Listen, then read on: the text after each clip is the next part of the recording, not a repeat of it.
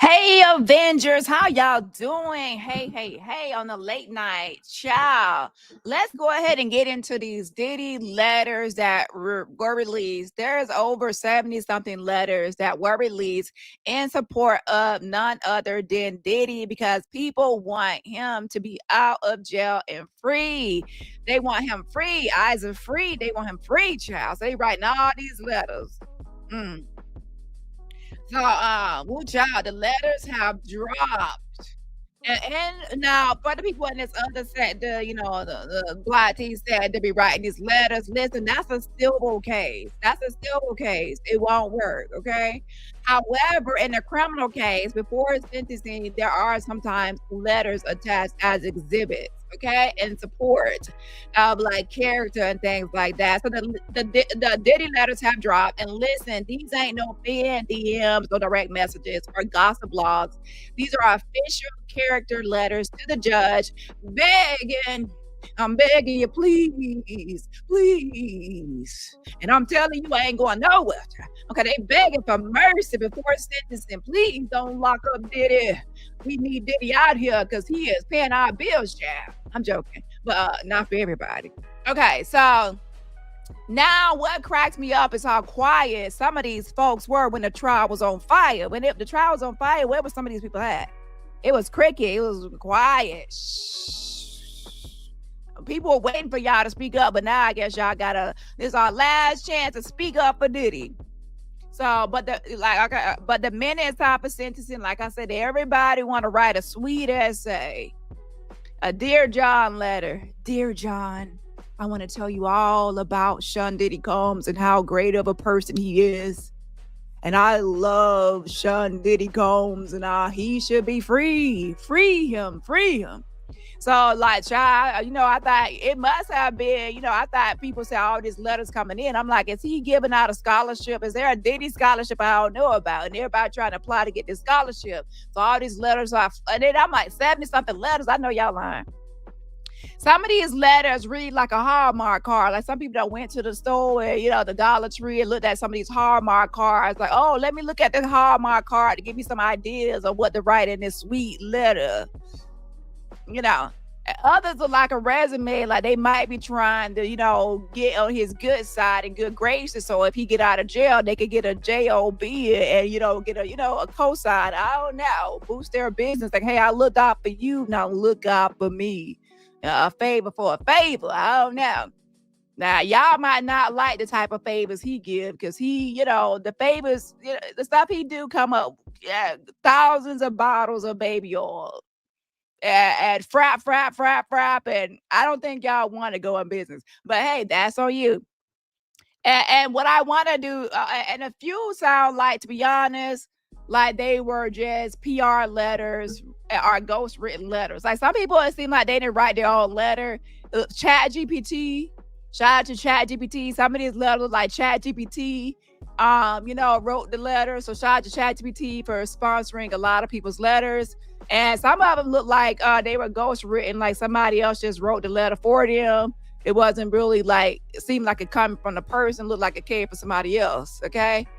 Like, like write this letter for me. I ain't got time to write it. So can you write it? So maybe somebody's public relations, like a publicist wrote their letter. I don't know, child. Maybe their hands was too slippery from the baby oil. That's why they couldn't actually write their own letter, child. Okay. And it says, so let's go ahead and get at the first letter, which is going to be actually Karisha. Karisha, please. My bad, Karisha. My bad. I got distracted from that old clip you had posted about something with Diddy, child. My bad. Karisha, please. Okay, so Karisha, please, where was you at the whole time doing this whole Diddy trial? Now you done wrote up a letter, child. But anyway, we'll read her letter first. I have it pulled up and I'll tell you what it says. But like I said, now we see a lot of people are going to be focusing on who wrote the letters, like who sent these letters into the court. But a lot of people are not going to be focusing on who actually did not send a letter. Where they at though? Because see, people's like, okay, there's many people sending a letter, over 70 something people sending a letter, but where are the people at that, people like, where you at? The big celebs, crickets, Beyonce, didn't pull up, she didn't pull out her fountain pen or her little pencil, number 2 pencil. People say bring the class your number 2 pencil. She didn't pull out no number 2 pencil, child, pencil sharpener, nothing. Cricket stuff for Beyonce. Jay-Z Hover, J to the Z Hover, child. He didn't write no Dear Judge letter either. He hit it, no, child. He out there. They still on the elevator, and I guess the lunge over there kicking them and say, if you write a letter, Jay-Z, I'm gonna kick you. I'm gonna kick you, Jay-Z. Don't write no letter for that nigga. So he ain't writing no letter because he's afraid of getting kicked by Solange, child. And Rihanna, she over there minding her business, child, with her Fenty makeups, and her kid, her family and stuff like that. So she didn't even light a Fenty candle for this man. She didn't light her Fenty candles. She's saving her candles for something else, child. And why you say that? Because listen, they know better than to risk their brands when the public's ready to cancel anybody who stands too close. Oh, okay, I see you getting close to Diddy. You're getting close. You're getting closer. Oh, you too close. You're canceled. You're canceled. So I will expect that a lot of people going to be canceled, child. Like, oh, okay, you were secretly supporting Diddy this whole time. You're canceled. So these letters gonna be out here, child. Some people gonna be and child. Some people on here got their business on the line. They put it on the front line, and oh my gosh, in the line of fire. So yeah, it's a bunch of letters. So child, y'all trying to get money, you might lose money. You know what they say? The grass ain't always green on the other side, child. So again, I'm gonna read some of these. I try to read all of them. Okay, the ones who spoke up, and sent these letters in to the court. And again, there's a whole list of names, and we're gonna start with Karisha. And like I said, why were some of these people silent during the trial and loud now? And like I said, possible reason is less public exposure and writing private letters to a judge versus speaking out publicly.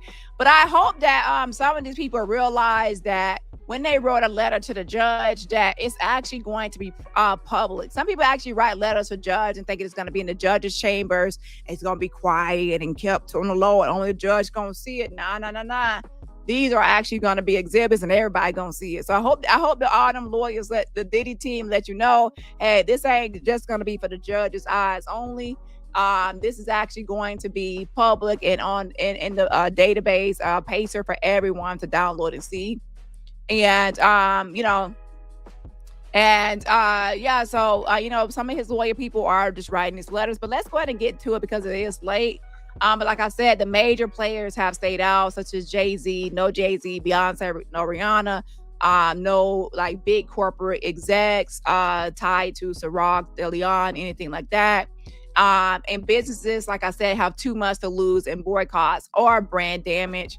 And like I said, it's 2025. A bad letter or any sort of letter in support of people of someone people are like against in this current climate can take your bag.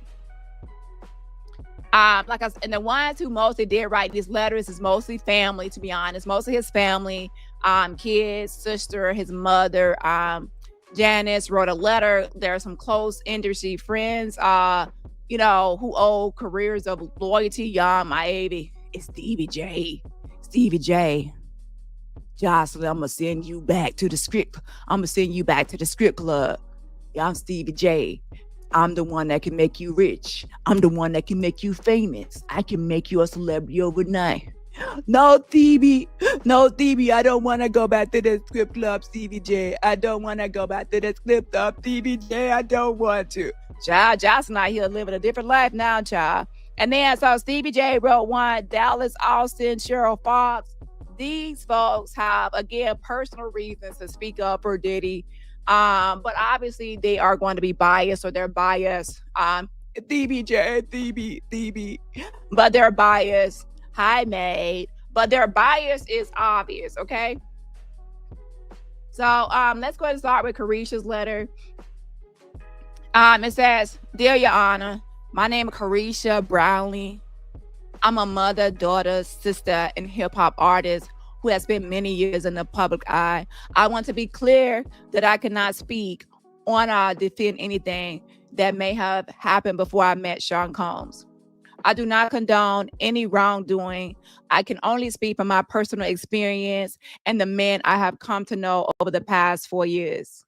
For three of for 3 of those years, I was in a public relationship with Sean, and during that time, I witnessed and came to know a different person than the one often portrayed. Behind the scenes, he was loving, genuine, supportive, and always encouraging. He motivated me, believed in me, and helped me grow both personally and professionally. I'm writing this letter because I believe it's important for the court to know the side of Sean that isn't always seen or spoken about. The man who poured into others, who gave opportunities, who led by example, and who loved deeply. He helped shape me both professionally and personally. He believed in me, pushed me to grow, and taught me how to be a better businesswoman. He helped me to find balance between chasing my dreams and being present for my family, because that's what he did. No matter how busy he was, he never missed holidays or special moments with his family. One of my most meaningful memories was when he took me to my first Met Gala. It wasn't just about the event, it was about what it represented. Sean has always made it a priority to open doors for Black people, to make sure we are seen, heard, and valued in spaces where we have historically been excluded. That night reminded me that we belong in every room, at every table, and in every conversation. He has constantly encouraged me and so many others to dream bigger, walk in confidence, and never shrink who we are to make others comfortable. He always gave me a voice by providing me a platform on his network to speak for the culture and connect with people in a way that was real and authentic. That opportunity changed the direction of my career and showed me the impact one person can have when they choose to uplift others. Beyond all of that, I've seen him give back to his community over and over again. In 2022, we fed the homeless together um, on Thanksgiving, but that was just one example. There were so many moments where he gave quietly, privately, without cameras, because his heart genuinely wanted to help. I've also witnessed him doing real inner work. He made the choice to check himself into anger management, start therapy, and commit to physical healing through therapy. That takes strength, humility, and self awareness. He did not do it for a show. He did it because he wanted to grow and to become a better person. And my personal experience, Sean is not a danger or a threat to the community. He is a man of God, someone who uplifts, supports, and inspires those around him to be better mentally, physically, and spiritually. But more than anything, he is a father. His kids are the ones who look up to him the most. They need him. His presence, love, and guidance matter deeply in their lives. I truly believe that he belongs at home with his family, the people who mean the most to him and who continue to be his greatest source of purpose and strength. Judge, that's a good man. He's a good man, Savannah. He's a good man, Savannah. Free my man. I miss the golden showers. I miss the golden showers. I missed it. Free him. Free him. That's your man? Uh-huh. Are you sure that's your man? Yeah, that's my man. And I'm gonna stick beside him. I'm gonna stick beside him. That's a good man, Savannah. Okay, so she said that. Thank you, and it says Karisha, please Brownlee. Karisha. So yeah, she said that's a good man. She finally said it, y'all. Y'all been wanting to know what Karisha been wanting to say this whole time. That's a good man, Savannah. Sweet home, Alabama. So that's Karisha. So let's see who else wrote a letter. Again, there's a bunch of letters. So let me actually scroll up so I can tell y'all some of the people that wrote letters. Let's go to his mother, Janice, okay? And see what the mama had to say. What your mama had to say, Diddy. What your mama had to say. So let's go here.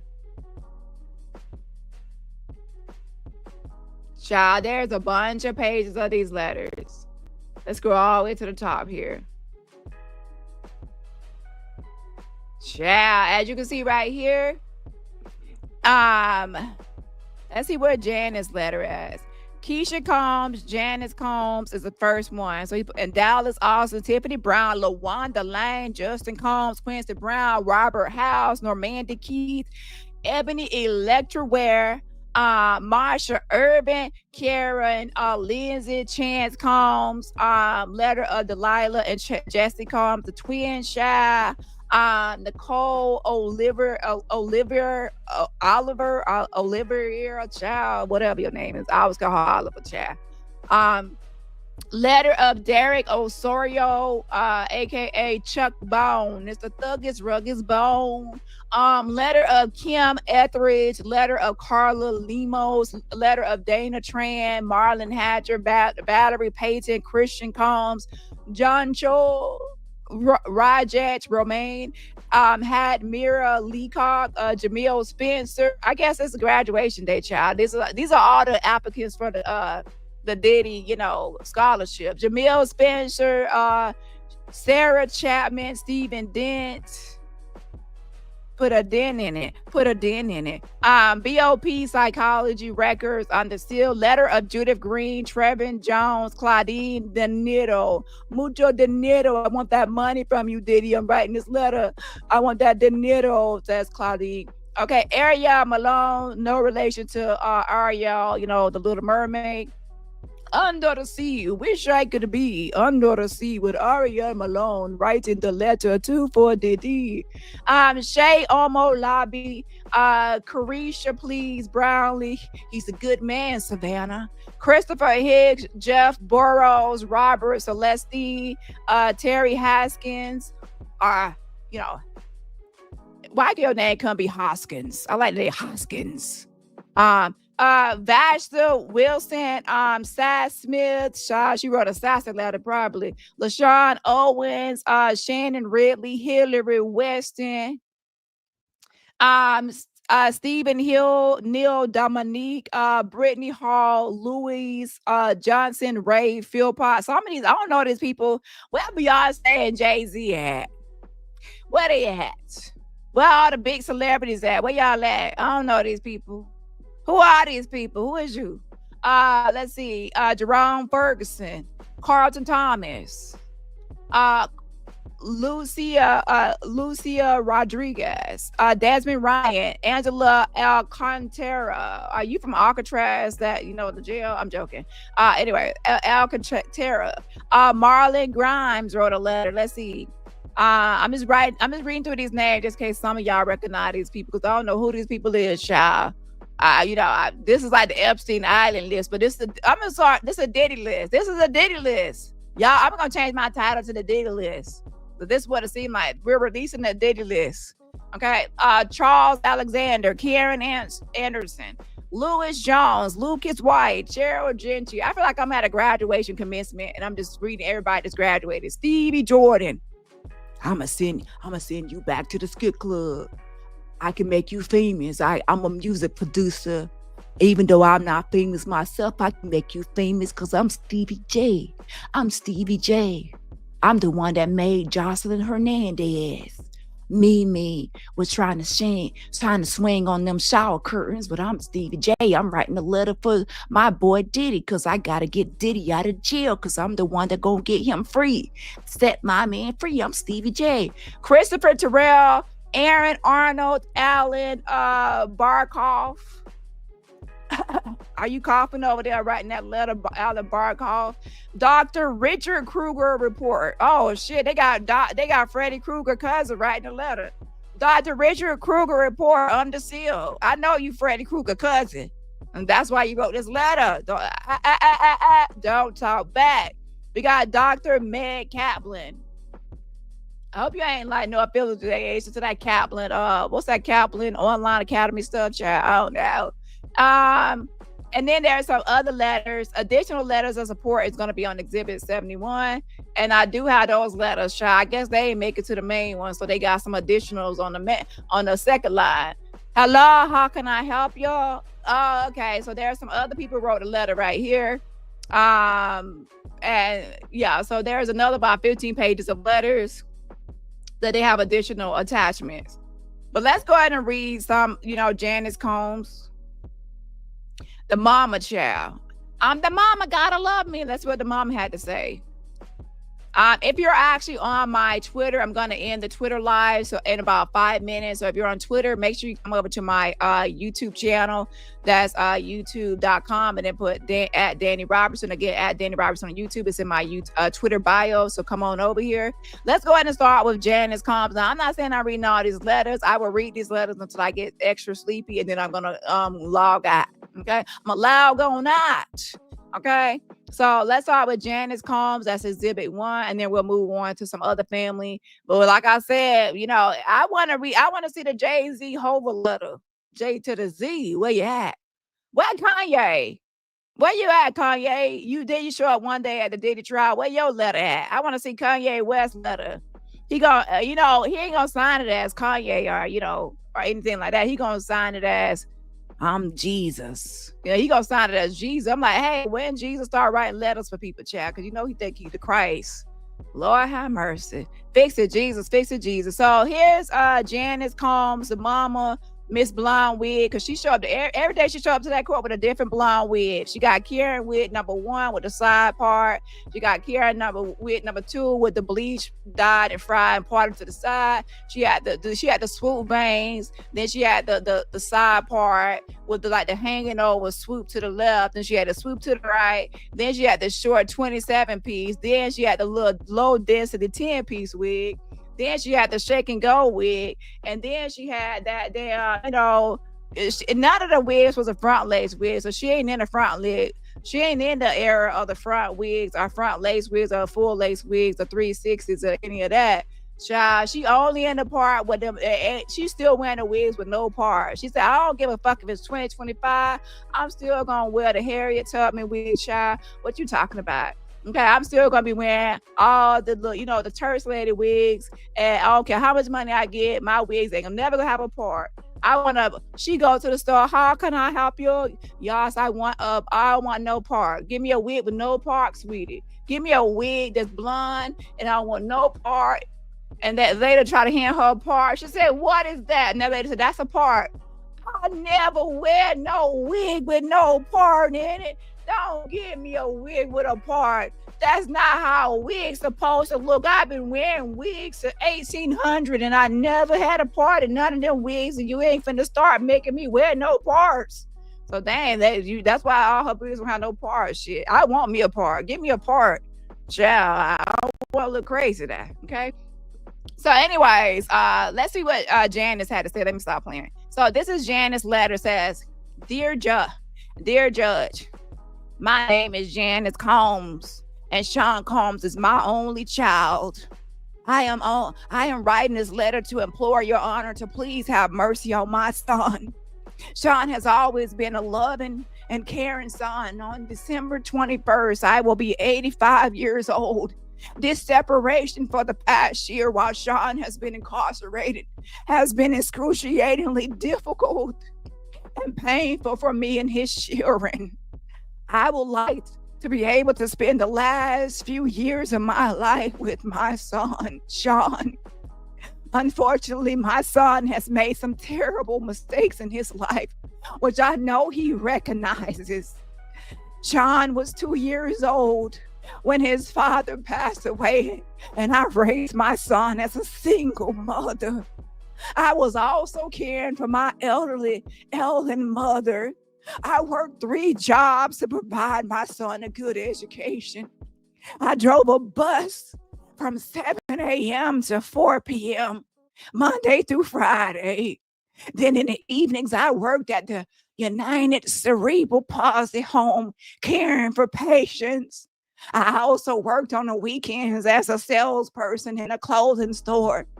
When my son was 9 years old, tragedy struck the family again.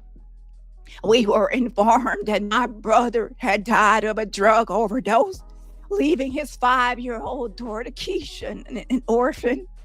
My brother and my niece were my only remaining family members. At the time of his death, I suddenly found myself having to adopt my niece to prevent her from going into foster care. Despite all these traumatic experiences, Sean somehow managed to be a good student. He's a good student, Savannah. He's a good student, Savannah. He performed well in school and always promised to work hard to provide for me so that I would not have to work 3 jobs ever again. As a teenager, he worked as a newspaper delivery boy and held other after school jobs to assist with the household expenses. Nothing was really easy for my son growing up. Even when he started making his music, he faced rejection, and the clubs would not play his music. They just did not think he was good enough. This did not make my son angry at the world. He kept on going, never giving up until eventually his hard work paid off. He did become very successful. I have to say that I saw how success also came with a tremendous amount of responsibilities, which was sometimes overwhelming. Still, with all that, my son managed to be present for his children, caring, loving, and making sure the children's needs were met and instilling values in them. I also depend on Sean for emotional support, and I need that money. I need that money, financial support. Do not forget the financial support, emotional support. He always looked after my health and well-being. This was crucial as I have no one else to care for me. 4 of his children lost their mother not too long ago. The kids, especially the boys, are still having a very difficult time dealing with the loss of their mother. The loss of their father has been devastating. I will never excuse any wrongdoing committed by my son. I will never ever excuse any wrongdoing committed by my son. I was always very strict with him growing up. I appeal to the kindness of your heart to allow my son to be able to sit at a dinner table with his family, to allow him to raise his children and to instill in them the need to be respectful, get an education, and just be God's children.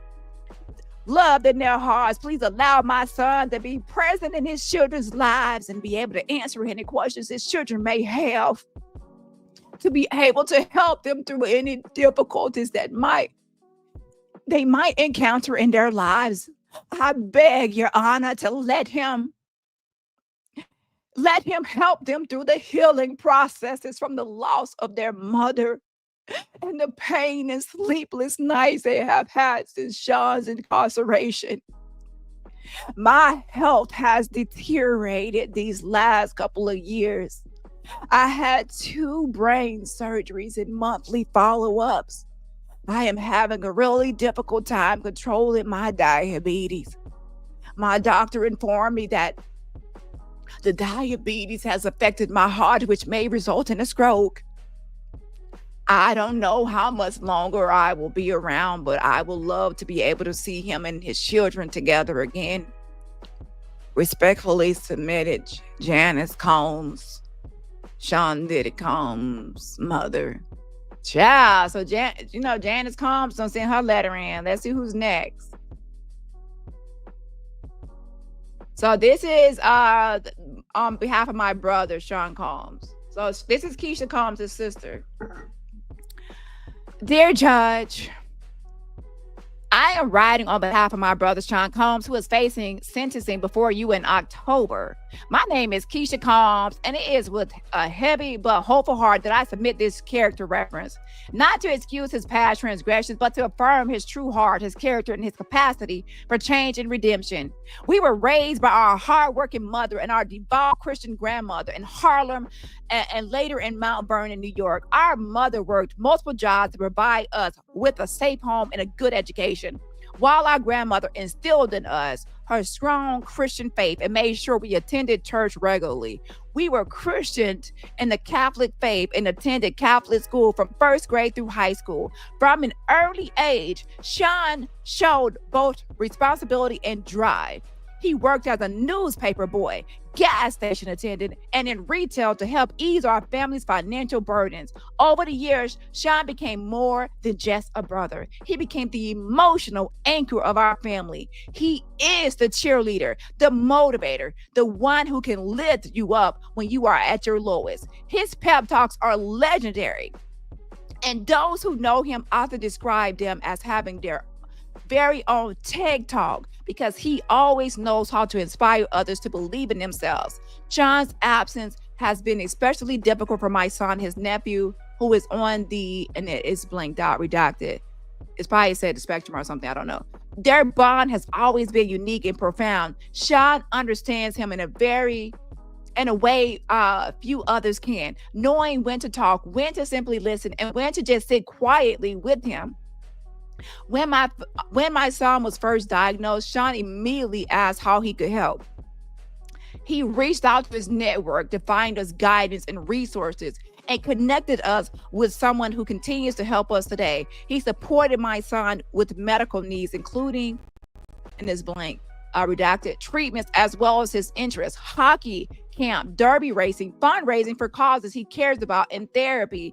To my son, Sean is not just Uncle Sean, but a steady, loving presence who makes him feel understood and accepted. Beyond family, Sean has always carried an incredible work ethic and a strong sense of responsibility. As the head of Bad Boy Records, he employed over 200 people. He always said that if you could work at Bad Boy, you could work anywhere. If you come to ICDC College, we can help you at ICD College and achieve great things. Many of his former employees had gone on to create amazing opportunities for themselves and their communities, something Sean always encouraged. His goal was not just his own success, but to create opportunities for others, to be an example for his children, his employees, and his community.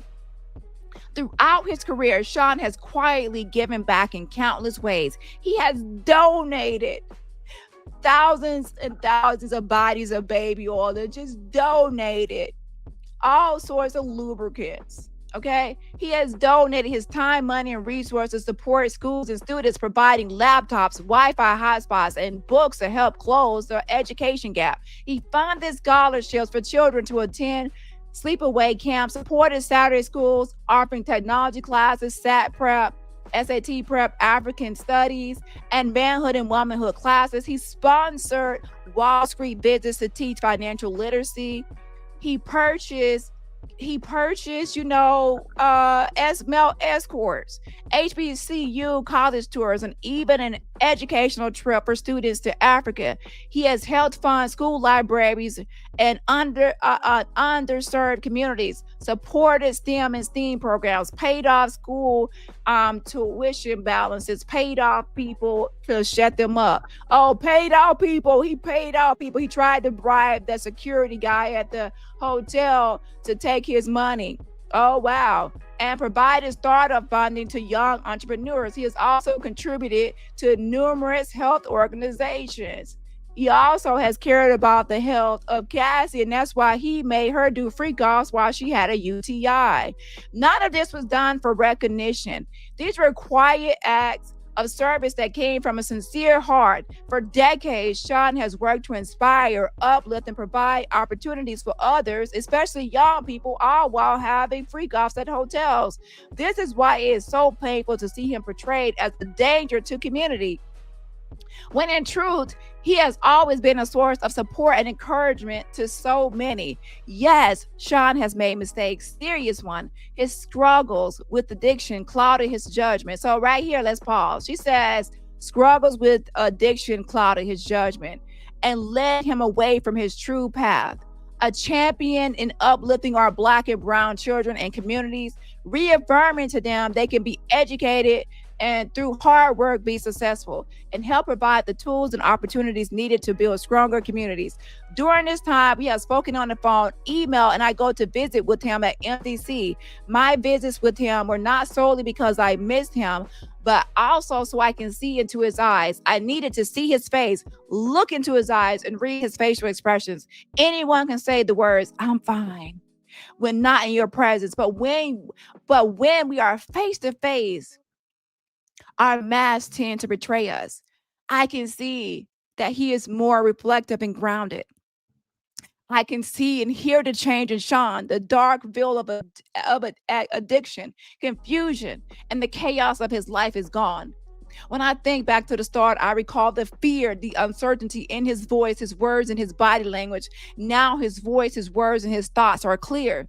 Considering where he is at, Sean sounds lighter. His new reality away from family, the glamour, the comfort, and the familiarity he is used to has forced him to self-reflect and assess his choices. He is different now than when he entered MDC. I cannot tell you how many times during our conversation he has said to me, I've been able to think clearer now. Or this time has made me sit my ass down and be honest with myself.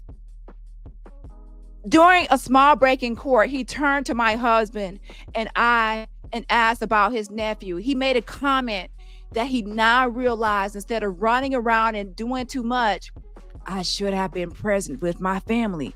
He has promised that when he is free to be more present, he will be at his nephew's sports games because that's where he should have been and needs to be. Child, you try to call him out. Not just trying to call out your brother by saying you never came to your nephew's sports games. You just wanted to go to free calls and more free calls and more free calls and frat.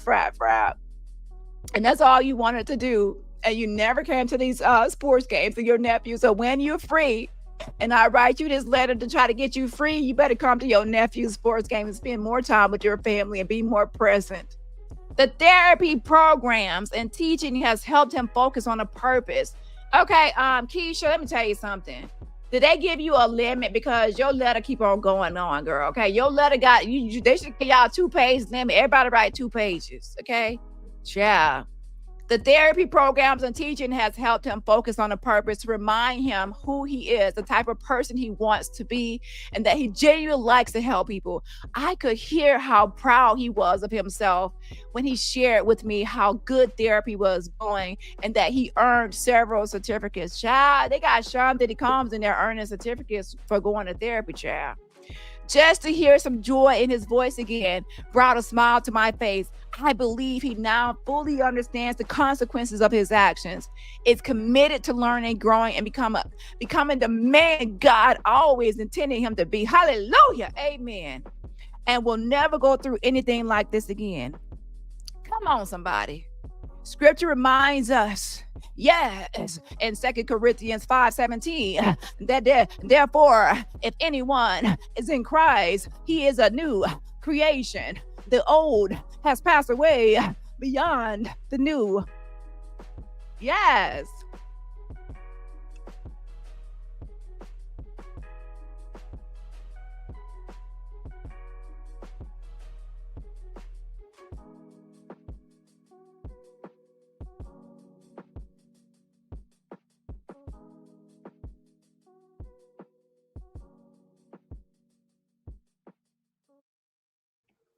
I gotta get child. I believe Sean is on the path of renewal and redemption. And Jeremiah, let's turn to Jeremiah 29:11. 29, chapter 29, verse 11, we are reminded, yes, for I know the plans I have for you, declares the Lord Jesus. Jesus plans to prosper you and not to harm you. Plans to give you a future and a hope.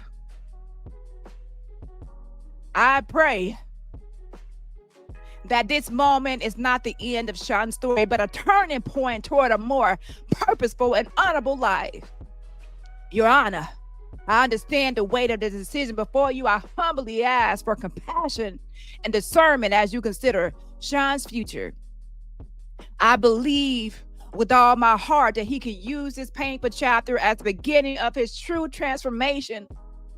A man who will continue to serve his family, his community, and his God. His God. His God. Oh, thank you for considering my letter. With deepest respect, Kesha Combs. Mm, mm,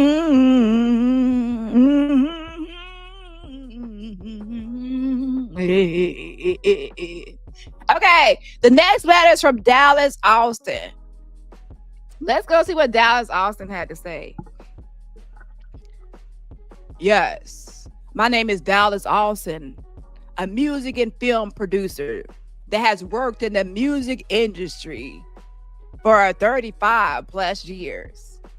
I have produced for artists such as Boyz Man, TLC, Madonna, Lionel Richie, like a virgin. Oh, touched for the very first time. Oh, my bad. Lionel Richie, just to name a few. I have received many accolades for my work. RESPECT. Put some respect on his name. He said pretty much put some respect on his name. He giving out his resume, child. For my work, and I have known and respected Sean Combs and his body of work as it relates to the music business. It is with genuine admiration that I write this letter on behalf of my friend Sean Combs. I have had the privilege of knowing him since the 90s. And during that time, he has proven to be a family man, a tireless professional, and a respected leader in the music industry. I have admired his dedication to freak-offs and freak-off parties and how, he went on for days and days with these freak-offs. Wait, my bad. I have admired the dedication he has given to his companies over the years. As I have become to know Sean over the years, he has become like a brother to me. That's my bro. That's my broski. I have always seen him as a man of unwavering dedication to his loved ones, his family, especially his mom and children. He is a devoted father whose family always comes first. The balance he maintains between his personal and professional life is both inspiring and admirable. In the music world, Sean Combs is a force to be reckoned with.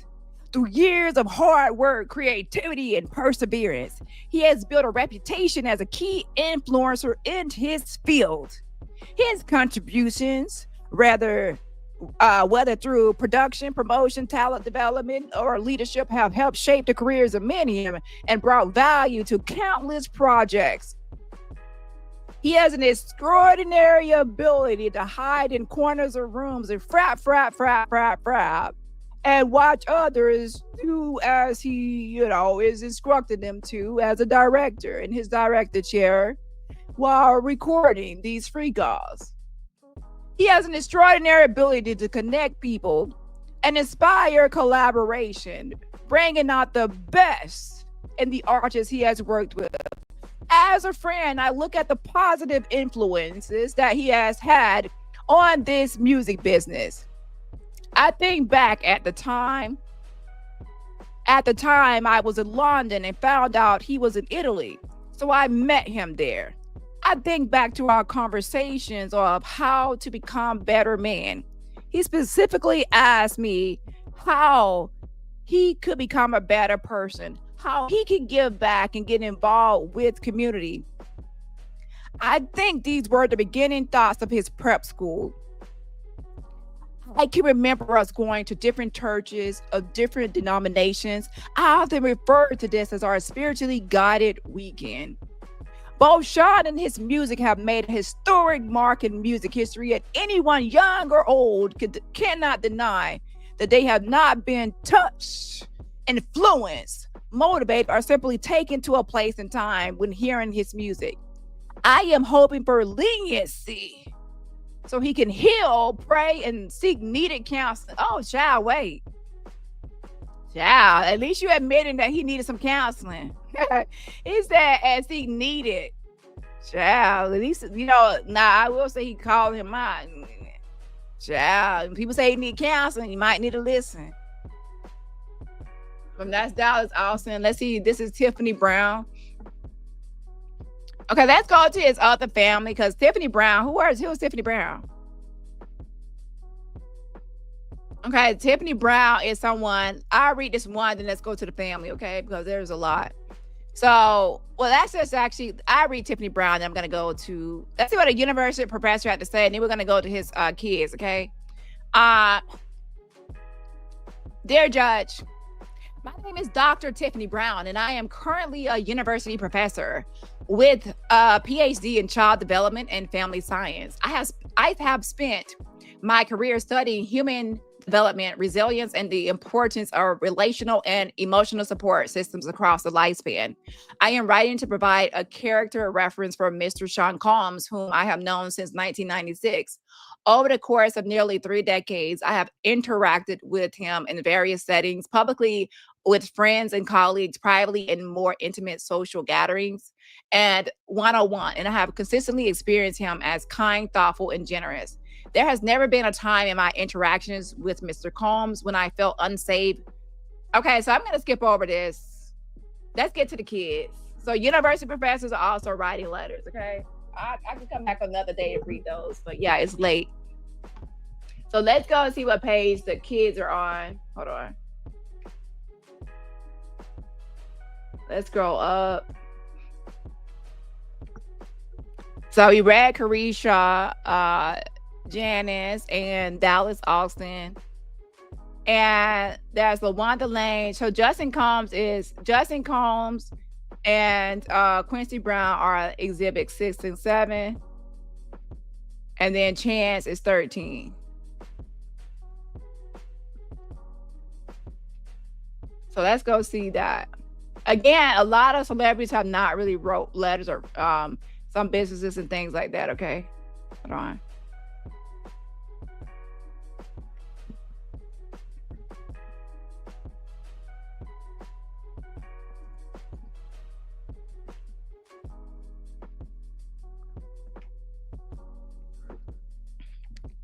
So this is from Justin Combs. My name is Justin Combs. I am the firstborn son of Sean Combs. I write to you with both a heavy heart and a hopeful spirit because I want to share not just who my father is to me, but why his presence is so vital for our family's survival and healing. Since his absence, life has felt incomplete. Each morning, I wake up praying it was just a nightmare. My father has been there for me every day of my life, not just physically, but emotionally, spiritually, and in the deepest sense of what it means to be a father. I know how rare that is. Growing up, many of my friends did not have fathers around. They would often turn to my dad for guidance, comfort, and even discipline.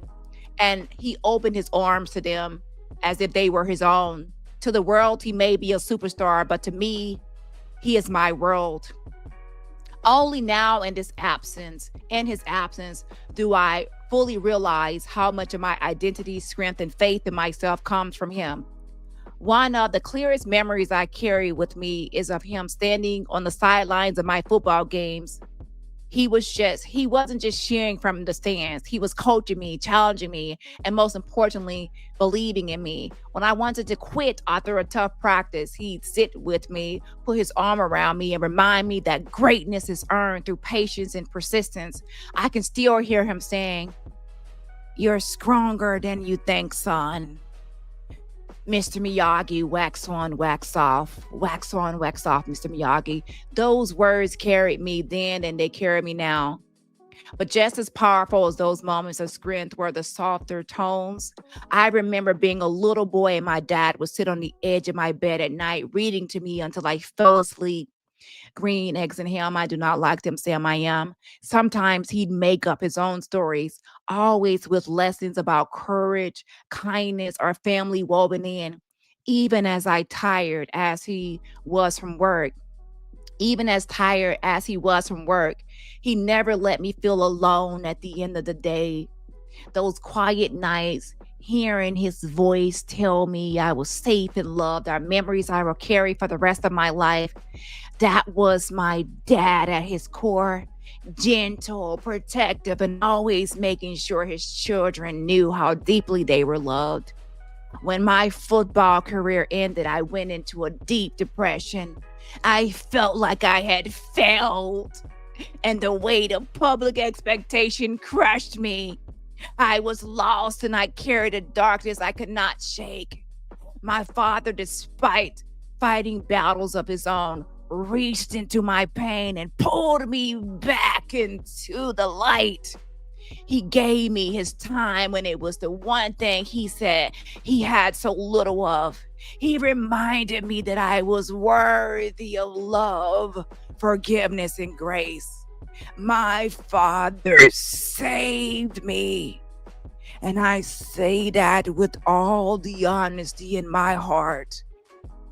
My dad is not perfect. I know he has made mistakes, and I do not deny that. But I refuse to let those mistakes erase the truth of who he is. A loving, present father who has instilled in me and my siblings the importance of respect, of honoring women. Wait a minute, wait. Of honoring women and of standing tall in the face of adversity. He is the anchor of our family, the one who we look to for guidance and reassurance. Right now, my sisters are especially vulnerable. They no longer have their mother. And without my dad, they lack the steady hand and protective love they need. I try to step in as their older brother, but nothing can replace the unique comfort of a father's presence. On top of that, my grandmother, who has recently endured brain surgery, longs for her son's support. We are a strong family, but our strength is rooted in him. Without him, the foundation feels like it's cracking. Your Honor, I believe my father still has so much more to give the world, but even more importantly, to give his children. Every day that passes is time he cannot get back with us. Time that my younger siblings desperately need in their formative years. His wisdom, his love, and even the lessons from his darkest moments can be a gift, not just to our family, but to others who look up to him. I humbly ask you, from the deepest part of my heart, to see my father the way I do. Not through headlines, but through the eyes of a son who loves and needs him. Please allow him the chance to come home, to be the father his children desperately need, and to continue the work of becoming the man I know he is capable of being. My siblings and I cannot get back this lost time, but we pray you will give us the gift of having our father back in our lives while we still have time with him. Now, here's the thing. You actually say, continue the work of becoming the man I know he is capable of being. So you're saying that now people are actually saying in these letters, they know he needs to change or improve and he's capable of becoming something better. So I will say that. Because they're saying he's not the man he should be, but he needs to continue to work on becoming the man that you know he's capable of being. So I'm seeing that people are noticing that they feel like he has potential. He's not there, but he has potential.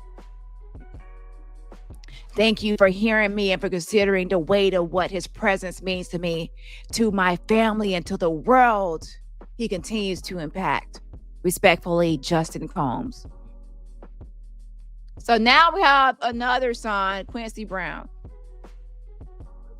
My name is Quincy Brown, and I'm the son of Kimberly Antoinette Porter and stepson of Mr. Sean Combs. My biological father is Albert Joseph Brown. I call my stepfather Pops when referring to him, so I will do the same in this letter to you. I was around 4 years old when my Pops came into my life, and he has been the only father figure in my life for as long as I can remember. Oh shit, shots fired. Pew, pew, pew. It's a 22. Auntie Hammy in the building, child. Has been the only father figure in my life for as long as I can remember. Okay.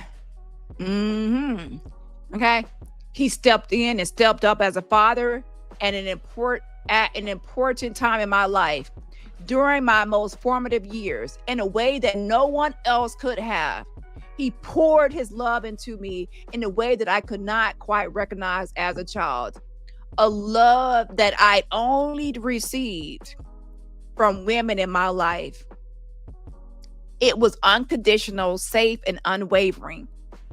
It still is. He put me first. He went out of his way at any and every opportunity without hesitation to make me feel like he'd been there the whole time. Having never experienced the love of a father before then, it was all so foreign to me. Oh, I'll be sure. Yeah, I'll be sure your son is coming for your neck, your back, your shoulders. Okay, I'm gonna start right there. Okay.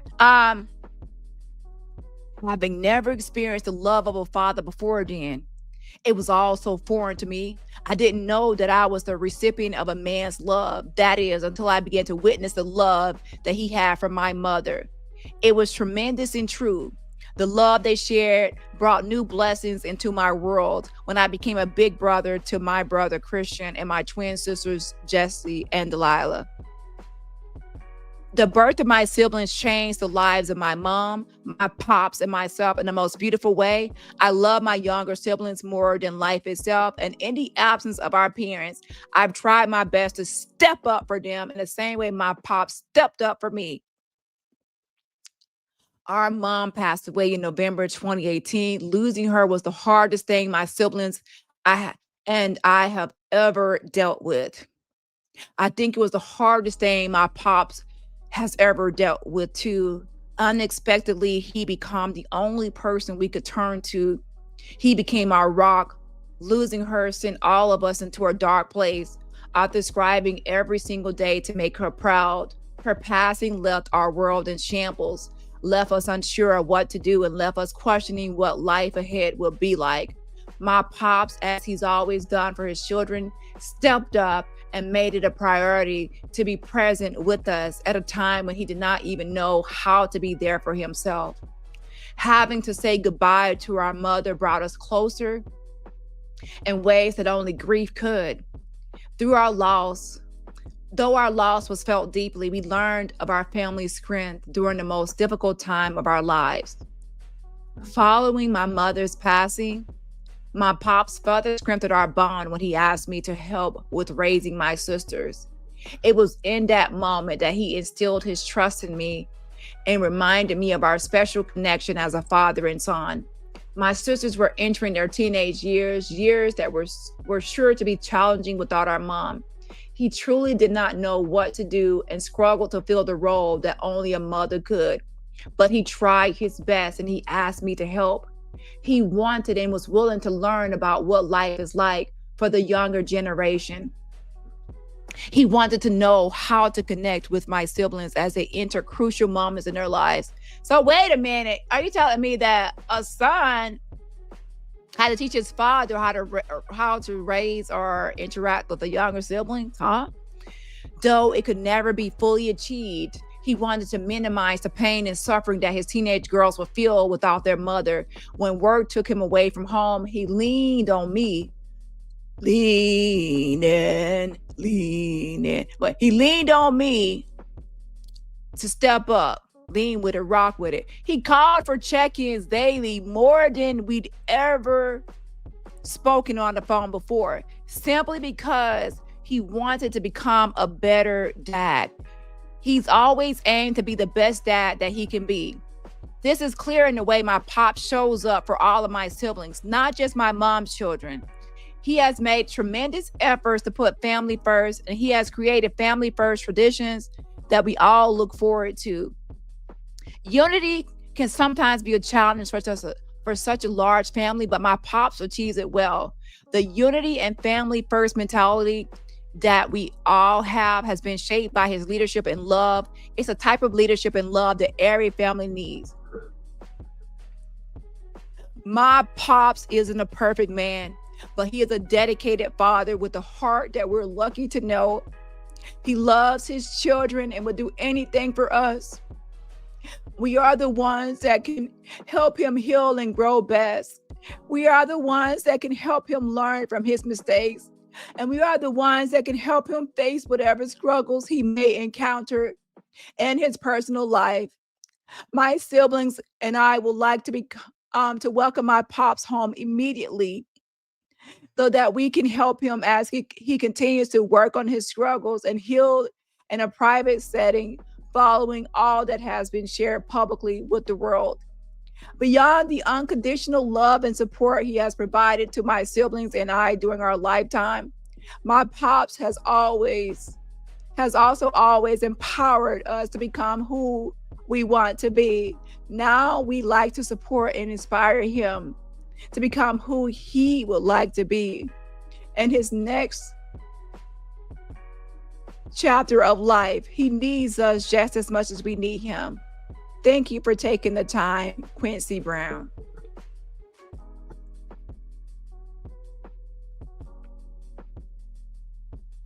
Okay, so let's go to the twin daughters.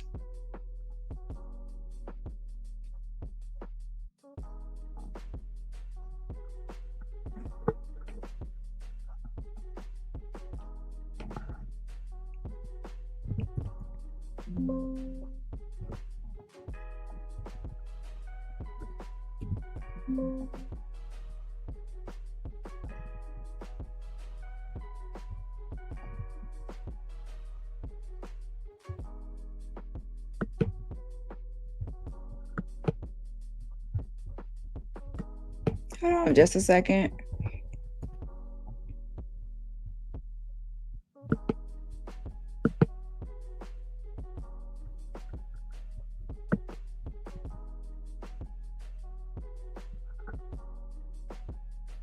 So the twins wrote a letter together. Okay, child, they had like conjoined twins. Okay, we know y'all twins, but y'all still separate people. But okay, conjoined twins writing a letter, child. Okay, hold on.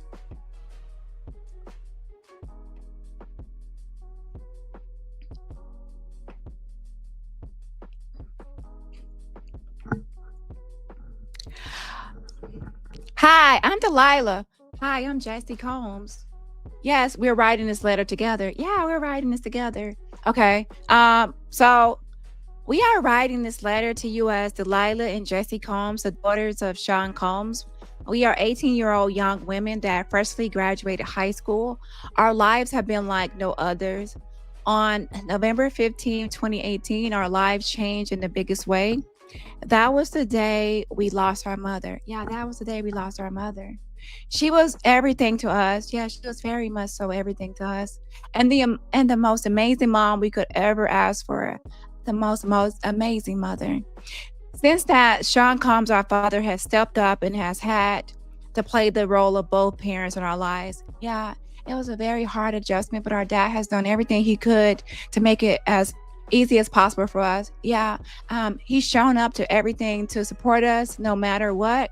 He has taught us how to become great young women as we grow into adults. He has given us advice as we chase our dreams and goals. It's my turn now. Okay.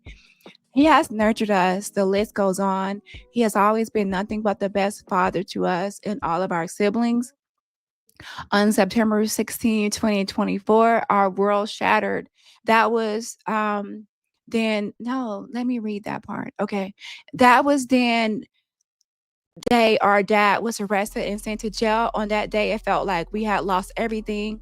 Ever since then, we have been forced to navigate our lives during and extremely hard and overwhelming time with our parents. No mom or dad to go to when we are sad, happy, excited, nervous, stressed, lonely, anxious, overwhelmed, or depressed. Don't cry, girl. This world can be a very evil place, and when people try and tear you down, sometimes you need a mom or dad to go to for love and support, which we don't have. We have gone through such important and challenging times in our lives, such as becoming seniors in high school, starting our new business, cheering at our school's football and baseball and basketball games, graduating high school. It's my turn. Oh, let me finish. The passing of our great grandmother, who was our mom's great grandmother, so many more tough times all without our parents. But our dad has tried his best to make us feel still loved and supported through it all. Even though he has not been physically with us, he's still been the best father he could be. It's my turn. Girl, wait.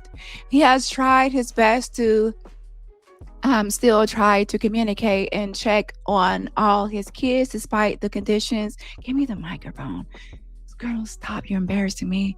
He is in because he truly does love and care for all his kids and family. Aside from being our dad, he is such an inspiring person. He always wants the best for people and allows people to chase their passions and dreams through his advice and teachings. He continuously provides positive impacts on people's lives. We haven't been on. Okay. We have not been on this earth for very long, but we can tell you ever since we can remember the amazing memories with our dad, he has never failed to be an incredible father to us. He has always taught us to be kind to people because you never know what they are going through. He has also taught us to always give back to our community.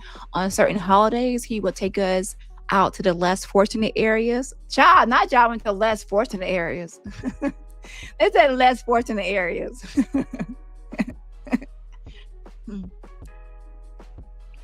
Who is interrupting us? Oh, my bad. I'm sorry, y'all. Continue on with y'all letter. I just like, it was just so weird. Y'all said less fortunate area. Like y'all some rich people going to the less fortunate areas. Okay, my bad. Continue on, my bad.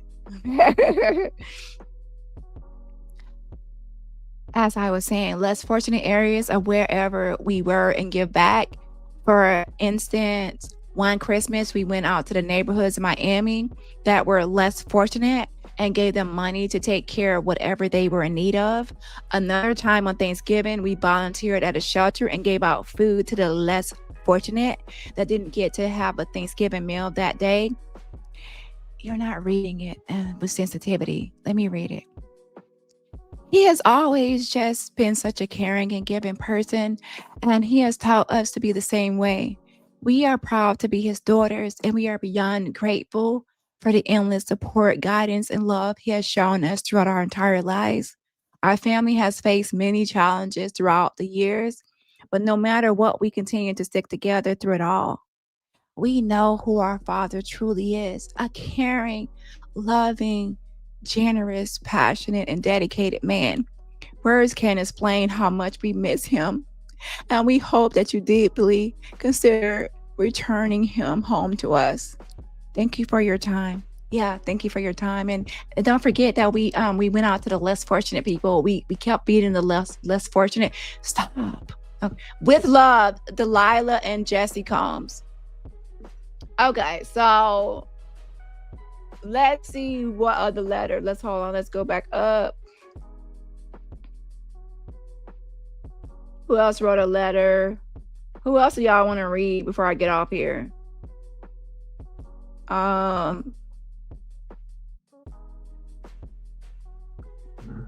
Let's see who's on this one right here.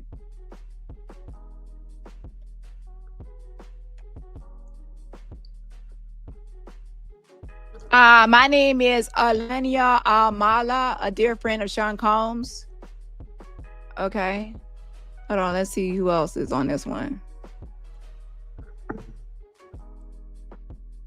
Cause this is like, it's like two attachments, like one with all the letters, and then they submitted additional letters. My name is Chariss Asbury. I have worked in the entertainment industry for 30 years. I worked at LaFace Records. And who else is this one?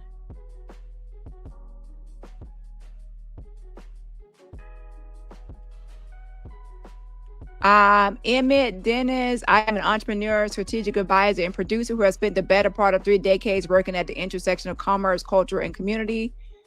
Okay. Cheryl Fox, founder, chief creative officer of the Fox Factory, photographer, AI illustrative children's books. And I hope this letter finds you in good faith and spirits. My name is Jack Knight, and I had the privilege of being Sean Combs' songwriting partner from 1997 to 2016. My name is Gregory Shaw. I'm the owner of Greg Transportation Service. For a 20-year span, I have had the privilege of providing transportation services exclusively to Mr. Sean Combs.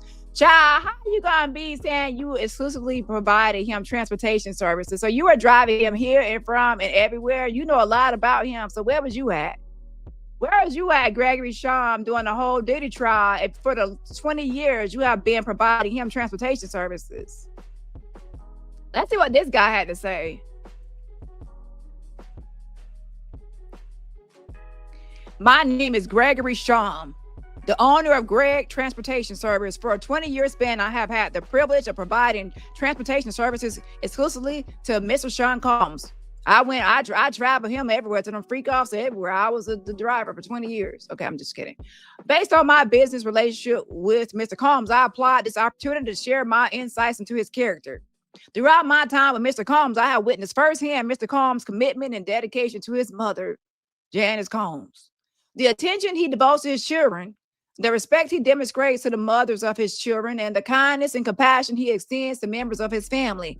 In 2020, at the height of the pandemic, my company, like others, were faced with a period of uncertainty and unprecedented challenges. Mr. Combs, without hesitation and with complete unwavering support, demonstrated loyalty, integrity, and trust. Mr. Combs remained true to my transportation company. He often took time to offer me positive words of affirmation to keep my spirits up. This is just one example of the generosity and kindness I have witnessed firsthand.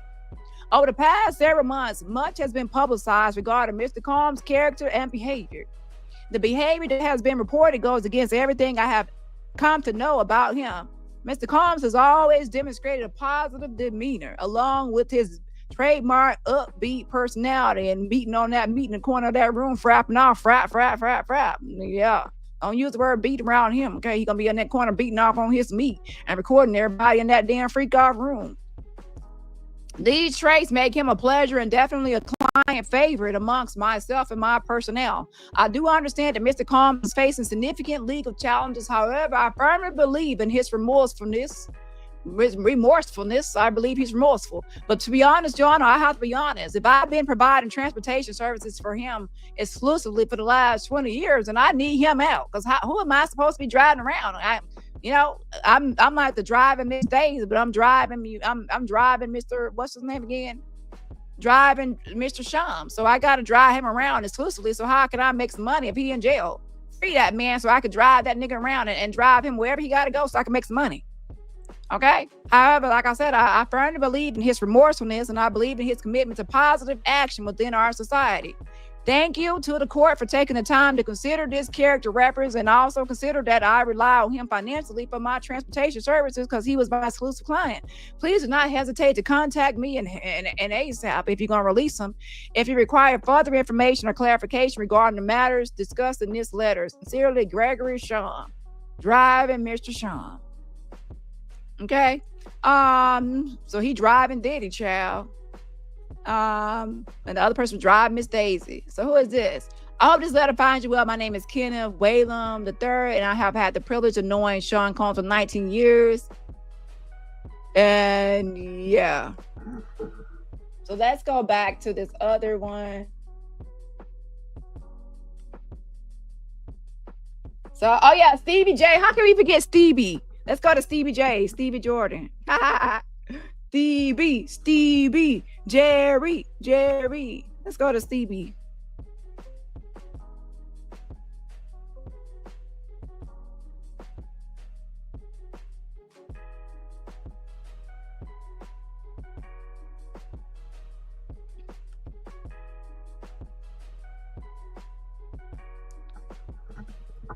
Yeah. Dear Your Honor, so this Stevie J. Stevie, I don't want to go back to that skip club, Stevie J. I don't want to go back to that skip club. Please don't send me back to the skip club. We keep on like, who was that bitch? Is that Mimi? Hey, mate. I'm a Grammy-winning music producer from Buffalo, New York. I can make you famous. I'm Stevie J. Dear Your Honor, my name is Stevie J. I'm a 3-time Grammy Award winner music producer from Buffalo, New York, where I was the youngest of 6 siblings raised by a single father. I was the youngest of the 6 siblings, you know. I've known Mr. Combs for 29 and a half years as we met in a recording studio, and I told him I can make you famous just like I made everybody else famous. And he has changed my life ever since. Coming from having little to nothing, Mr. Combs gave me an opportunity to produce songs for the music industry's elite artists, the Jackson 5, Steve, Mariah, Gary, Bush the Man, Notorious B.I.G., Jay-Z, Beyonce, New Edition, and the list goes on. The opportunity was instrumental in changing my lifestyle and providing me with the golden chance of making history by having 3 #1 songs on the charts from June 14th through September 27, 1997. Aside from being influential in my music career, and let's go to the studio, I can make you famous. You want to be famous? Mr. Combs is a dedicated son to his beautiful mother and a loving father to his 7 well-mannered children. I'm saying these words because I know them to be true, because I had a front row to witness him through the many years of our brotherhood, from being present for all of his children's sports events, birthdays, graduations, to watching him displaying parental guidance and to support to them. He's the most vibrant and happy spending time with his mom and children. I've honestly been a spectator to these beautiful moments in his life. I'm Stevie J, and I need my man, my nigga, to be free so I can go to his studio and use some free equipment and some free stuff. And when he gonna get out, he gonna have my back and he gonna give me some money. And I need a rich nigga to be supporting me.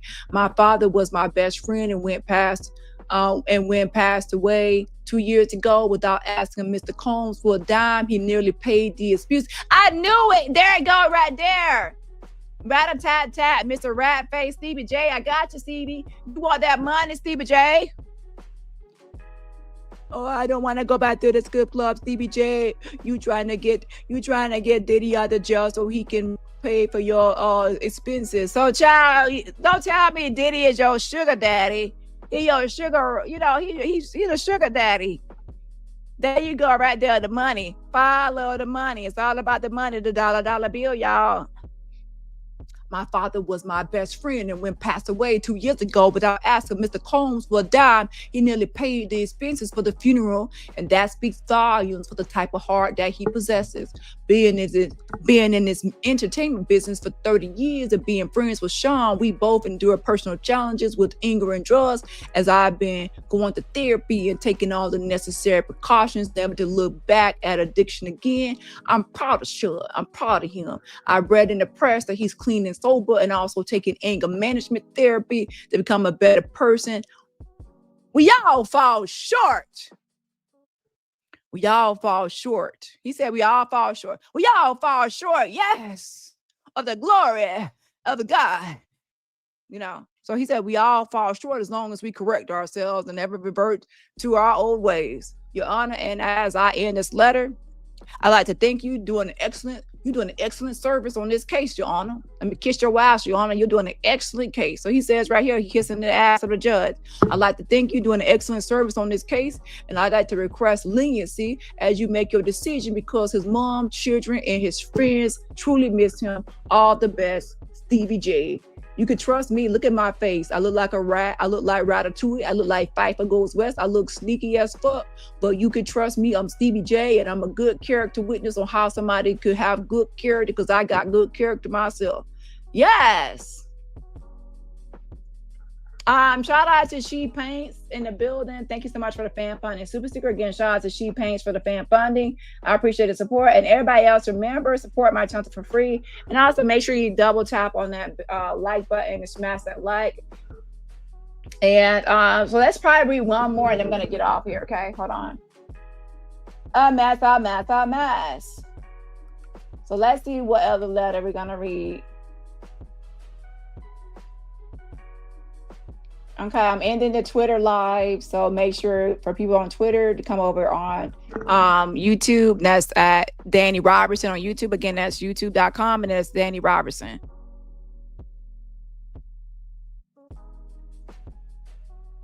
Okay, so let's now go to what other letter here. So who else do y'all want to read? If I mentioned the name earlier, you want to read that person's, let me know. But like I said, the silence is loud. The absence of top tier support speaks volumes. People who partied with him, signed deals with him, or, got rich with him. A lot of those people did not risk their reputations by sending these letters.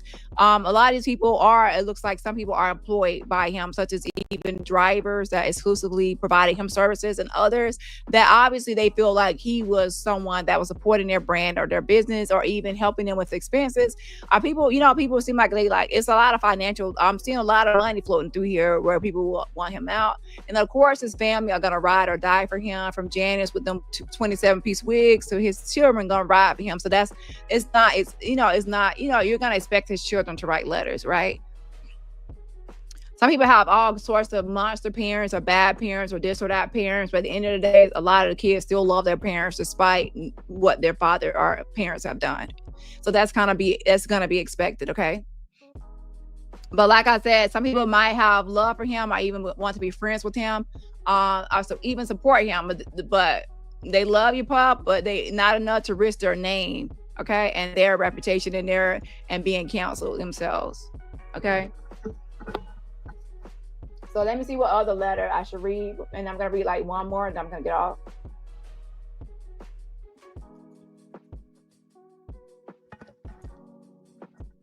But again, there's over 70 something letters. But if you can leave comments under the live, you can also tell me if you want me to come back and read more letters from other people.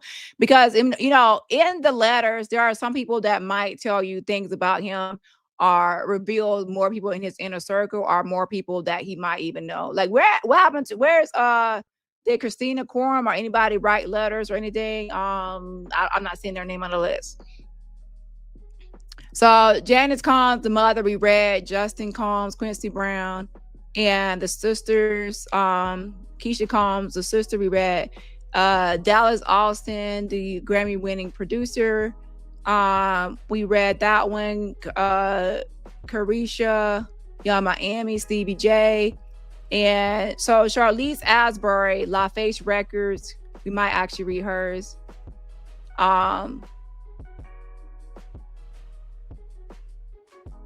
And then maybe Cheryl Fox and Normandie Keith and Ebony Wear and Jack Knight. So we'll try to read the ones I just mentioned. But let's go to Chariss Asbury, LaFace Records exec, worked with Babyface and L.A. Reid. So let's see what she had to say.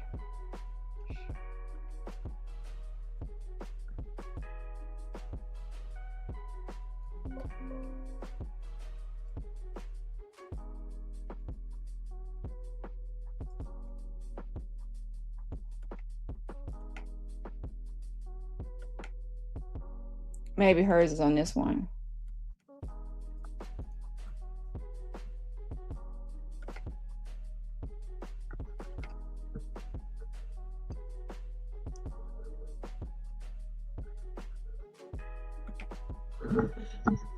My name is Chariss Asbury. I have worked in the entertainment industry for over 30 years. I worked at LaFace Records alongside Antonio. Is it L.A. Reid or La Reid? Okay. L.A. Reid and Kenneth Babyface Edmonds. I oversaw various projects during this time, such as TLC, Usher, and Toni Braxton. I am writing this letter in support of my friend and colleague, Sean Combs, whom I have known for over 30 years, both professionally and as a friend, as we grew up in this business at the same time. Throughout this time, I have witnessed firsthand the strength of his integrity and unwavering dedication to excellence. Hold on.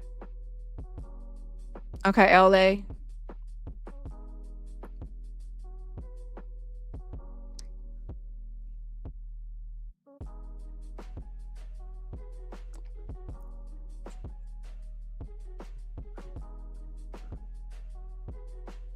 I have witnessed him build a music empire that helped mold the soundtrack of the 90s.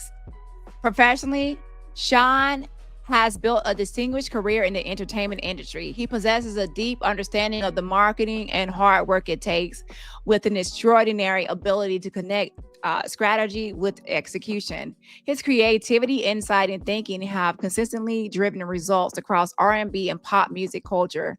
On a personal note, I have felt extremely blessed to call him one of my close friends and my Scorpio brother. We have vacationed together many times. One of our first trips together was to St. Bart's. It was one of the first times that he had traveled out of the country. I put the trip together for about 10 close friends and had given everyone our guidelines for packing, 2 pieces of luggage each. Of course, no one understood that we were taking a small plane and needed to have less luggage. Sean shows up with 13 pieces of luggage, and when he realized we would be on a small plane, the comedy began. Once in the air, the pilot informed us that we had to land on a neighboring island because our plane was overweight.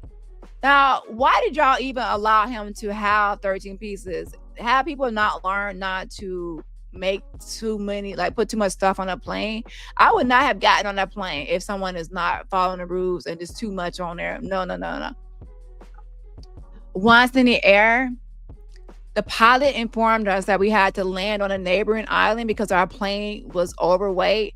Now we were all up in arms and mad at Sean with all the luggage. We land safely, St. Martin, but have to wait on our host to send a boat to pick us up. There was no dock where we were told to meet the boat. Just imagine 10 people with 20 plus pieces of luggage sitting in the sand waiting to be rescued. It was like Gilligan's Island. It was one of the most fun vacations ever. I cherish those memories. In every sense of the word, Sean is a good person. We grew up in this business of music together, worked on some of the same projects, and became family, so to speak, along the way. I have watched his kids being born, growing up to be young adults. I know him to be dedicated to family and to close friends. I ask that he be given a chance to show his family the true person that he is. So y'all are all saying that he's like a fucked up individual a little bit, like y'all feel like he has to improve or better himself or he needs to change. And you're saying, I ask that he be given a chance to show his family the true person that he is. So what happened before he went to jail? He wasn't showing the family his true self. So yeah, and then I guess, you know, the sister wants him to get out and actually come to some events with the nephew. People are wanting him to become a better person. So y'all already knew that he's not being what y'all wanted him to be. And y'all are hoping that the jail time and the time taking therapy and doing certain things has improved him. That's what I'm getting from a lot of these letters, to be honest.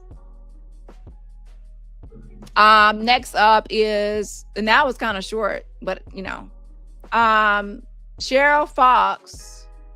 Let's read Cheryl Fox.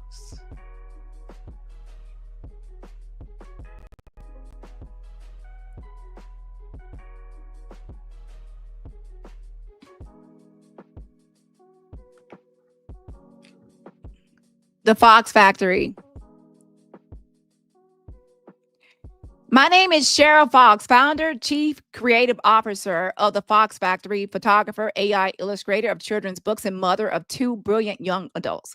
I am writing to you as someone who has known John Combs personally for more than 30 years. We are longtime friends and extended family. I met Sean during his Howard University days when he would travel back and forth to intern at Uptown Records. He was the third roommate of two close friends. I attended Hampton University with both HBCUs rival for the most prestigious of them all position. Our 3-to-1 state. 3-to-1 says that's Hampton. From the very beginning, it was clear Puff was a force. He was a determined visionary and relentlessly innovative. He ushered in a new era of affluence and elevated hip-hop culture to what became known as Black excellence. And he did not do it alone. There was a circle of us, friends who became family, who supported and helped shape that movement alongside him. I've known him since before our children, who grew up together. We have celebrated a lifetime of birthdays, many holidays, vacations, summers in East Hampton, and moved from East to West Coast. I'm responsible for enrolling all of our children in Sierra Canyon High School and lower school, first mine, then his, the following year. Our children graduated together and, of course, are still very close today. To put our relationship in further context, my first husband, who I've known since I'm 16, co-founded Blue Flame with Sean, and I once served as vice president of communications for Bad Boy Entertainment. Years later, after my divorce, Sean graciously hosted my first photography exhibit, The Spirit of a Soul. The AGO sponsored it because Puff was hosting and I promised he would be present that evening. They wanted to approach him about endorsing a vodka brand and could not get to him otherwise. That was Ciroc. Life around that time was changing for hip hop artists, and Puff was leading the way. CPG brands were coming for their power display in the music and the lifestyle. It was a proper good time, full of proud moments for all of us. Shortly after he received his doctorate from Howard, something shifted as news guards took over. Things changed. Puff seemed to move further away. Puff seemed to move further away. Kim Porter shared her concern with me about his drug use. Now, pay attention, Jacqueline Suzette, right? Some people are actually close to Diddy. They are actually people that can be real Diddy whistleblowers. They have proof and evidence of their association, affiliation with Diddy. They're not fake. So this person sounds like she could actually be a Diddy insider or whistleblower if she chose to blow a whistle. You, on the other hand, no ma'am, or no sir, no stud, whatever the fuck you identify as today, bitch. Have a seat, Jacqueline Suzette, right? Okay. Kim Porter shared her concern with me about his drug use. This was new knowledge for me. I initially met Kim through Puff. We got really close after my divorce. When she asked me to prepare the home, I found him a few years earlier in Alpine, New Jersey, up the street from my family for the arrival of their twins. Shortly after they were born, we all eventually moved to LA. Kim and I began to raise our kids together on a daily as friends, production partners, and sisters. We often spoke of interventions with no real power or pain to make them happen. Then the unimaginable occurred. Kim passed away, and shortly after, so did the father like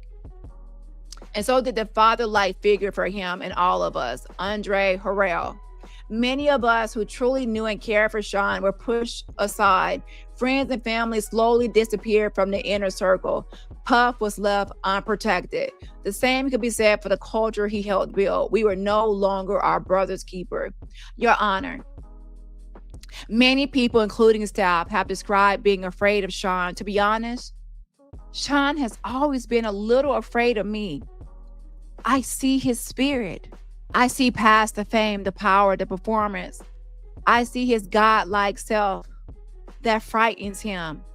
Huh? I see his godlike self, huh? No, ma'am. I too could feel his spirit and see in his eyes he had moved away from God. These proceedings are just the beginning part of the process of his return. The public revelations in his case were deeply painful. For those of us who know him, it was evident long before that Sean had changed. The trial gave way more insight into his actions than any one of us could have imagined. The drug use went far beyond partying. He was being abusive to himself and others. Child, now see, this person right here could expose him, Jackie. Jacqueline, this is someone that can actually be a Diddy insider and whistleblower, and even the lawyer submitted this to the court. This is someone that's actually legit. You, on the other hand, please go update your Wikipedia and remove that Diddy whistleblower. Give that Defender of Freedom Award back to, you know who? Liz Crokin. So let's see. The drug use went far beyond partying. He was being abusive to himself and others. It's clear he needs serious professional help for substance abuse, domestic violence and sex addiction. Oh, wow. So she called him out, child. This is actually an exposed line. He was being abusive to himself and others. It's clear he needs serious professional help for substance abuse, domestic violence, and sex addiction, child. This should not be overlooked or rushed past as we move towards sentencing. Oh, child. So she said before, he needs help with substance abuse, domestic violence, and sex addiction. Child. So some of these letters, I will say, they calling him out, child. And to be honest, you need people that like that, like people that know you and they know how you are. And she said that Sean had changed. For those of us who know him, it was evident long before that Sean had changed. So I admire that, the letters that are actually being honest about his problems, his issues. And those people are not really going to be damaged by writing a letter because they're not just pretending like he's a saint or he's some sort of innocent, completely innocent person. They're actually calling him out for his issues. So I can respect that. Okay. So let's see. He was being abusive to himself and others. It's clear he needs serious professional help for substance abuse, domestic violence, and sex addiction. This should not be overlooked or rushed past as we move towards sentencing. We're talking about a man who helped define an entire culture for generations. Okay, now you lost me again. Okay, you had me like a second ago on that part, and now you lost me again on this part. You lost me again, ma'am. Okay, woo, child. Okay, yeah. We're talking about a man who helped define an entire culture for generations. He created iconic music and a lifestyle that inspired millions around the world. So how does someone who has projected so much good energy and light end up in a place so dark? Oh, okay, she's back again. The answer is addiction. Addiction. Enablers and isolation. He surrounded himself with a dangerous circle of yes people. Oh, okay, you're back again. Okay, I see where you're going with it now. Who cared more about power, paychecks, and control than his well-being, soul, or family. Oh, so she called out the inner circle, people that were around him just about the paychecks and the money and not really caring about him. So people calling each other out. So to be honest, it sounds like this is someone that was around him a long time. And she probably saw people coming around him and circling him. And those people were yes people. Yes, yes, the Diddy. Yes, the master. Yes, the Diddy type people. Yes, man. And to be honest, it's not good to surround yourself with yes people. You need people that will check you, correct you, tell you when you're wrong and when you're right, and not co-sign everything that you do. You don't need yes man. That's dangerous to have. So she said that he has these addictions. He surrounded himself with enablers, people that enabled him. So he surrounded himself with a dangerous circle of yes people who cared more about power, paychecks, and control than his well-being, soul, or family. Meanwhile, people like myself and others, his real friends were deliberately kept away by staff members that actively isolated him. Now, I get what she's saying. At the same time, some people actually like Diddy sometimes will get away from people that will check him or correct him and call him out because they want to be surrounded by yes people, because they want to be free to live their life how they want to live it, even though it's bad choices. They want to surround themselves with people that will go along with it, and they will get rid of people that check them. That happens a lot of times. Like, I don't want to talk to this person because they're going to be calling me out or telling me what to do or saying that's not good, and telling me about myself. So they avoid those people intentionally and push them away. So it's not always the new people that are pushing you away or causing you to be pushed away. Sometimes the person themselves is pushing you away because they don't want you to see their interests. Okay. At the end of the day, he's making these choices to do freak offs and to do this and do that. And he wants the secrecy and privacy, and he wants these yes people around him that are not going to, judge him on these things that he's interested in. So it can go both ways. Okay. But I get where sometimes new people can cause, someone to isolate someone from their friends and family. And sometimes people intentionally, they push people away themselves so they can live a different lifestyle without the judgment from the previous people or their old circle. Okay. So I have prayed for years that Sean would find the light again. He can't do that without professional help. When all this began, I had to tell my nephew, his son, Christian, your dad is an addict. Your dad is an addict. At the time, he could not grasp the concept of his dad, his hero, being an addict. Now he knows. And if anyone was listening closely during this trial, that reality was spelled out clearly. Your Honor, you are ironically Sean's ideal chance at real salvation. This goes beyond sentencing. Real treatment, like a court-appointed rehabilitation program before sentencing, could be the pivotal, life-changing moment for him, for accountability and healing. For once, he might be in a position where ego no longer leads. So transformation can begin. So he might be in a position where ego no longer leads. So I'm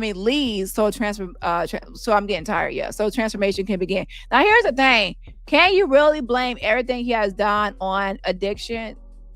Is his addiction problem the whole root or core root of his problem? Because sometimes people try to blame everything on drugs and alcohol so they can say, excuse someone's behavior just because of drugs and alcohol.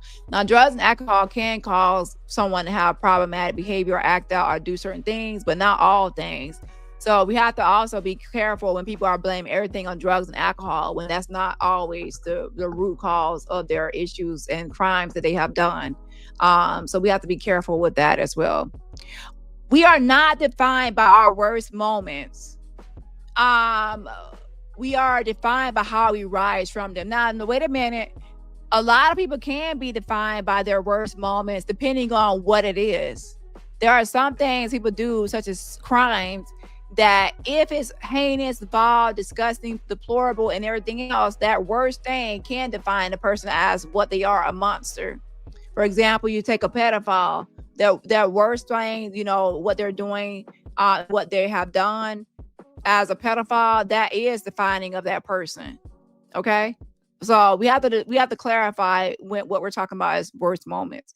Now, in general, when somebody just had things happen in their life, and you're not going to be defined by the worst things or bad things that happen in your life in general. But again, it's case by case on what it is. Okay. And it's just as we are not defined by our worst moments. We are defined by how we rise from them. Sometimes a part of us must die so the rest can live. Sean is one of culture's most powerful and prolific icons. We have witnessed his brilliance. Now we have witnessed his fall. The question is, have we also acknowledged the call for help? Did Sean Diddy Combs call for help though, or was he exposed and caught and brought in? Okay. She says, I knew a young man who didn't drink, who didn't do drugs, a man who was more romantic than violent, a masterful genius that many people from all walks of life gravitated to. He was magnetic in the best way. Something changed, something broke. When it did, we, the people who knew him best, were no longer able to reach him. Now, that can happen where someone get on drugs, they have an addiction, and they become someone different, someone you don't know, someone you don't recognize, someone that becomes distant, someone that you might even have to remove from your life to protect yourself, become distant. So there are things that can happen when someone gets on substances and becomes has substance abuse issues and addiction issues. So that is true. But we cannot also blame those addiction issues for all crimes they commit. Some crimes, yes, but not all. I respectfully ask this court to release Sean Combs on bail to a licensed, court-approved rehabilitation center where he can receive treatment for drug dependency, domestic violence, and sex addiction.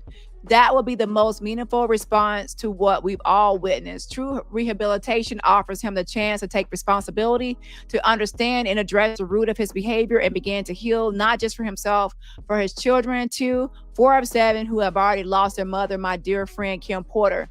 This isn't just about one man's sentencing. It's about the possibility at redemption. It's about saving a life, a family, and a culture. Who helps the ones at the top? Most don't think people who have gained such fame and our financial success need help. Of course they do. The fish rots at the head. I believe help for Sean begins with your decision to offer him the opportunity to focus on his spiritual, mental, physical, and emotional wellness before sentencing is rendered on the 3rd of October. Oh, wait. October 3rd is actually coming up. It's September 24th. October 3rd is coming up. So it's at first it seemed far away, but now time flies, as you can see, and it's coming up. It is imperative Sean takes the first real step towards helping himself. There is much work needed within, although he definitely needs outside help to set this mission in motion and the proper support to accomplish it. Thank you in advance for your time and attention with this matter. With deepest sincerity and hope, Cheryl Fox.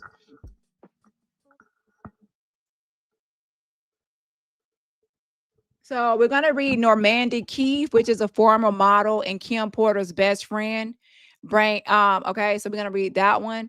And then Ebony Wear is a longtime friend, calls, she talks about Puffy and, talks about how he's generous. And then the last one will be Jack Knight.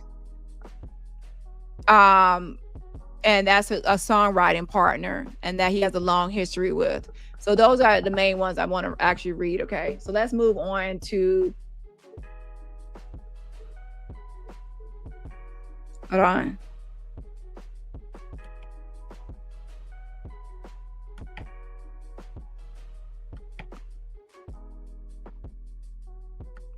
Wait 1 second.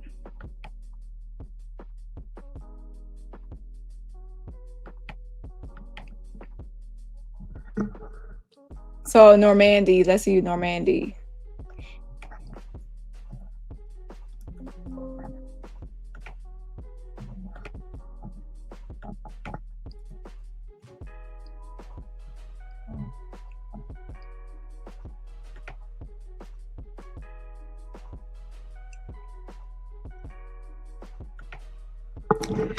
Hi, my name is Normandie Keith, and I am writing this letter with the deepest humility, sincerity, and hope. A bit of background about myself. Author of successful modeling career. I became the beauty editor for You magazine in London. Had my own line of bath and body care products at supermarket conglomerate Tesco, and also my line of shoes and handbags at Debenhams, I guess, in the UK. I have been a certified Kundalini yoga teacher for 17 years, child. Okay, for 17 years. And I've been lucky enough to teach classes all over the world. Throughout all of this, my deepest and most enduring devotion has been to being the best mother I can to my 19-year-old son, who is currently a student at the University of Colorado at Boulder. Okay, so let's listen to this. I think I've seen this person before on social media. I have known Sean Combs for over 30 years. We met in the late 1990s with my husband, Lucas White, and my dear friend, Andre Harrell. At this time, I also met Kim Porter, who from that moment became my closest and most dearest friend. Over the course of 3 decades, I have come to know Sean, not just as a public figure, but as a loyal friend, a devoted father, and a spiritual man who has led his family with love and faith. My best friend in life was Kim Porter, the mother of 4 of Sean's children, Christian, Delilah, Jesse, and Quincy. Kim's first son, whom Sean has always loved and raised as his own. Since Kim's heartbreaking passing in 2018, I have witnessed Sean become an anchor for their children and a steady rock in the storm of their grief. I have seen him carry this responsibility with grace, showing up not only as a parent, but as a spiritual guide and source of strength for them. My son, Blank, is proud to call Sean his godfather. Over the years, I spent countless moments with their family. Sundays at the house, holiday meals, birthdays, and quiet afternoons. I've seen Sean lead the family in prayer, speak with humility, and gratitude, and create a home that is deeply rooted in love, faith, and community. The family he built is one of beauty and care. He has always made everyone feel welcome, supported, and uplifted. I know that no person is perfect, but I can only speak from my lived experience of Sean, a man who transformed lives through his faith, creativity, generosity, and commitment to his children. He has inspired millions through his work, and he has quietly been there for those closest to him time and time again. I humbly ask you to consider the importance of his presence and his children's lives. They have already suffered the immeasurable pain of losing their mother. I believe with all my heart that being reunited with their father would offer them the stability, love, and emotional support that only he can give. My husband, Lucas White, who is a 30-year friend of Sean's, also echoes my heartfelt prayer that he be reunited with his children. I offer this letter with love and truth, and I ask as a mother and a friend that you consider Sean's return home to the children who so deeply need him. With respect and hope, Normandie Keith. Now again, these people are actually people that are close to Diddy, are around Diddy, or have known him for a long time. These will be the actual insiders and whistleblowers if he actually had one. And notice how Jacqueline Suzette Wright, Miss Jack, my. It's so interesting that Jacqueline Suzette Wright name is not in here and never mentioned by anybody in any of these letters. But she claims to be a Diddy whistleblower and an insider. Okay. So let's go to Miss Ware. Ebony Electra Wear. Okay. I've also seen this person on social media.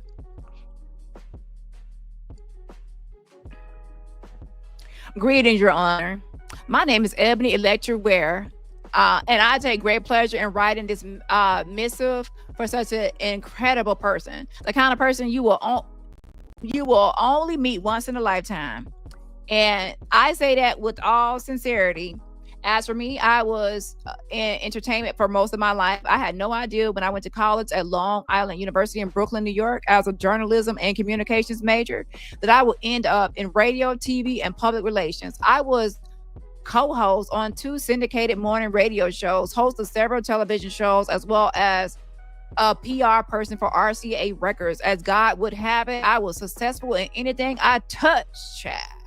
Anything I touched in entertainment. After 3 decades in that industry, I made a huge pivot during COVID and entered the world of health and wellness. Watching so many people fall ill around me, I was only interested in healing and prevention.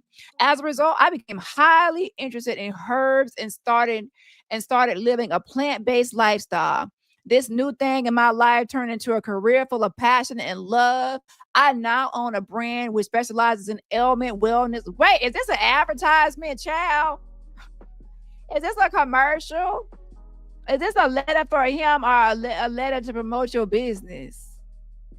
Child, I thought you was promoting your business for a second. So what's your business and what you promoting and the self-promotion of it all? Hey, this going to be read by thousands of people. I heard by thousands of people. Let me promote myself. Let me introduce myself. Child. Okay, let me go back. As a result, I became highly interested in herbs and started living a plant-based lifestyle. This new thing in my life turned into a career full of passion and love. I now own a brand which specializes in ailment wellness for the diagnosed and undiagnosed. As the saying goes, do what you love and the money will follow.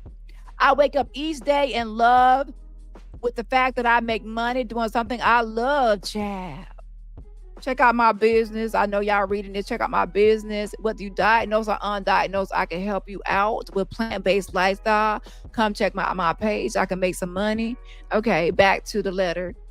I wake up each day in love with the fact that I make money doing something I love, knowing that I am truly helping people in the process. This is true purpose work, and I am grateful. Oh, I forgot. I'm supposed to be writing a letter for him, not promoting myself. Wait, I'm a longtime friend of Sean Combs, dating back to birth, actually. Birds, actually. I call him Puffy, which was his first name he gave himself when he entered the music industry. I may jump back and forth between names as I write, so please forgive me. In all honesty, we refer to one another as cousins. He my cousin, and introduce one another in that same way. Our connection is one that came about due to our parents' acquaintances growing up in New York. My father, William Ware, was a fashion model and owned a few health food stores. My mother, Laverne Bogans, was also a fashion model and owned an infamous clothing boutique where she hand sold every item she sold. Needless to say, both were very successful businesses established in the 60s, in both their 20s, and during the 1960s. They met Melvin and Janice Combs, Sean's parents. My mother quickly became friends with Janice, and my father and Melvin did the same. During that time, Puffy was conceived and I was conceived shortly after. Sean and I were not really in each other's lives as kids until we were 10, since my parents left New York for Atlanta when I was 5 years old.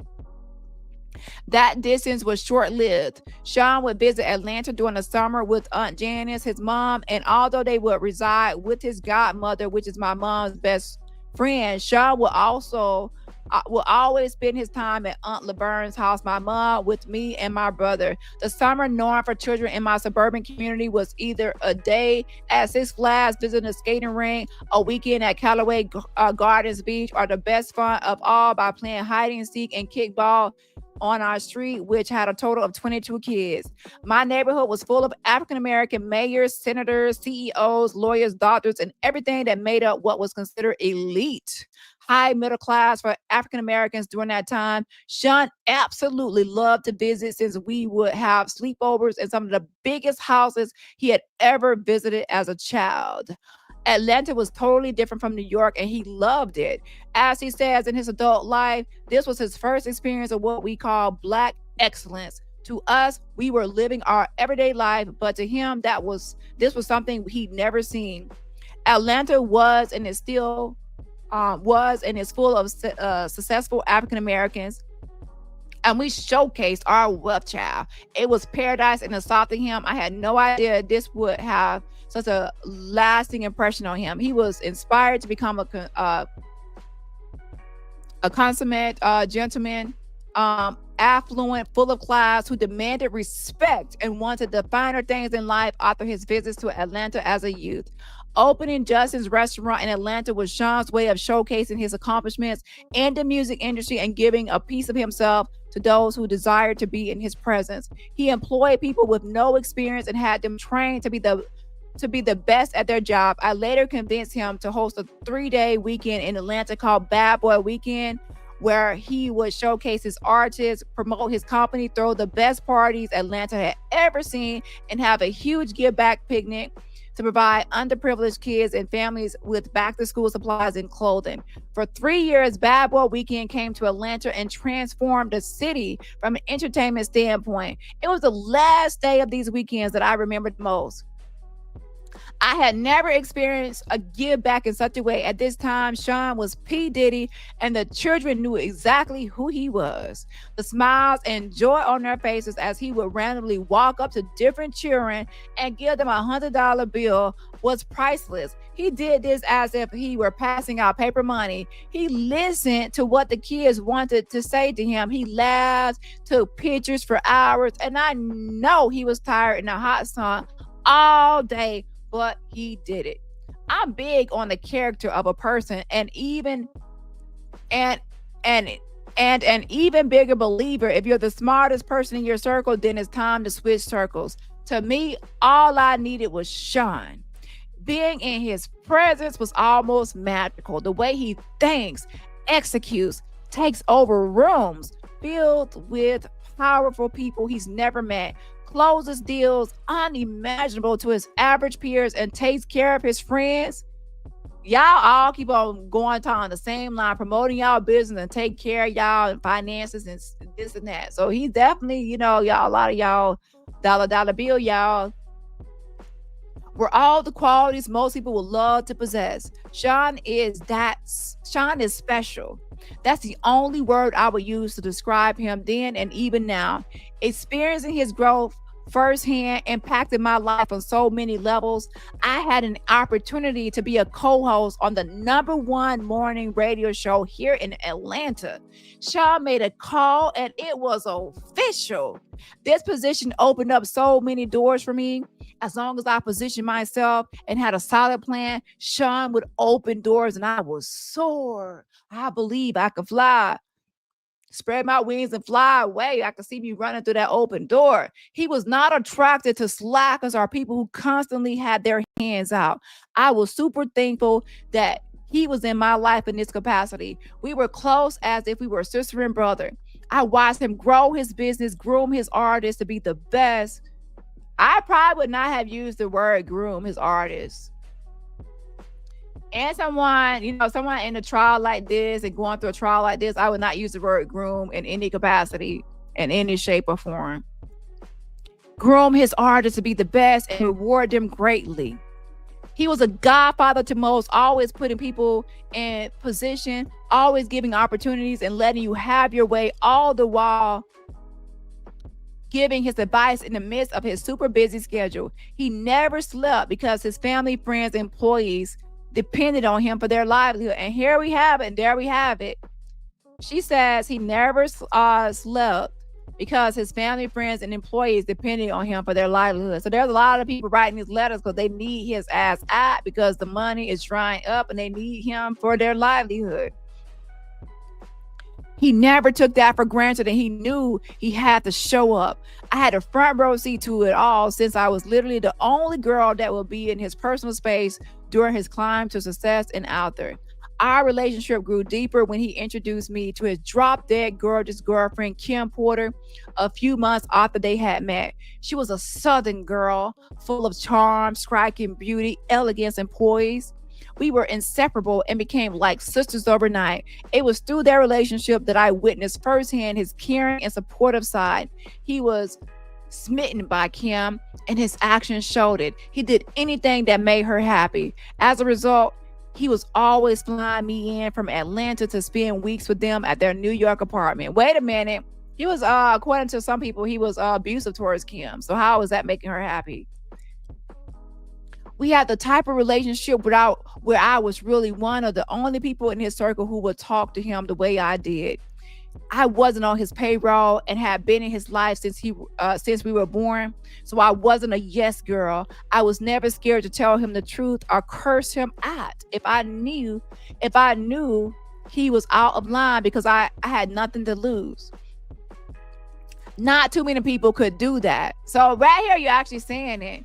That you, since you knew him since you were a child or since you were younger, he allowed you to say things that other people couldn't say. So you're admitting right here that you could say things that other people could not say because they probably would get in trouble, lose their job, or but they were on the payroll. So people on the payroll couldn't check him or say certain things to him.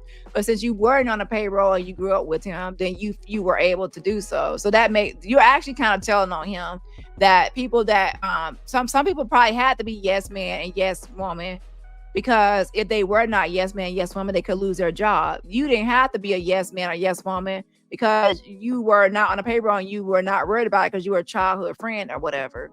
So you can't compare yourself to people that actually are an employee and work under him. And you're a friend and you still benefited. But obviously he's not going to cancel you or fire you because you're a friend. That's different.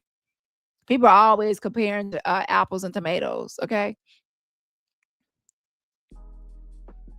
Not too many people could do that. I served as the mediator in their relationship issues whenever they would occur because I always think with logic and he trusted me. He always let us do whatever we wanted and supported whatever we wanted to do in business. He definitely had the means to support Kim and her son Quincy as she pursued her modeling career, and he went above and beyond without her ever having to ask.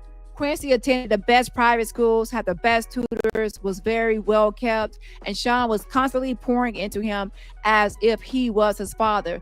As for Kim, he taught her the ropes to tackle any industry she wanted to tackle. Although Kim was a force on her own, he put her in circles that could elevate her 3 steps further than where she was. His generosity also extended to her family in Columbus, Georgia.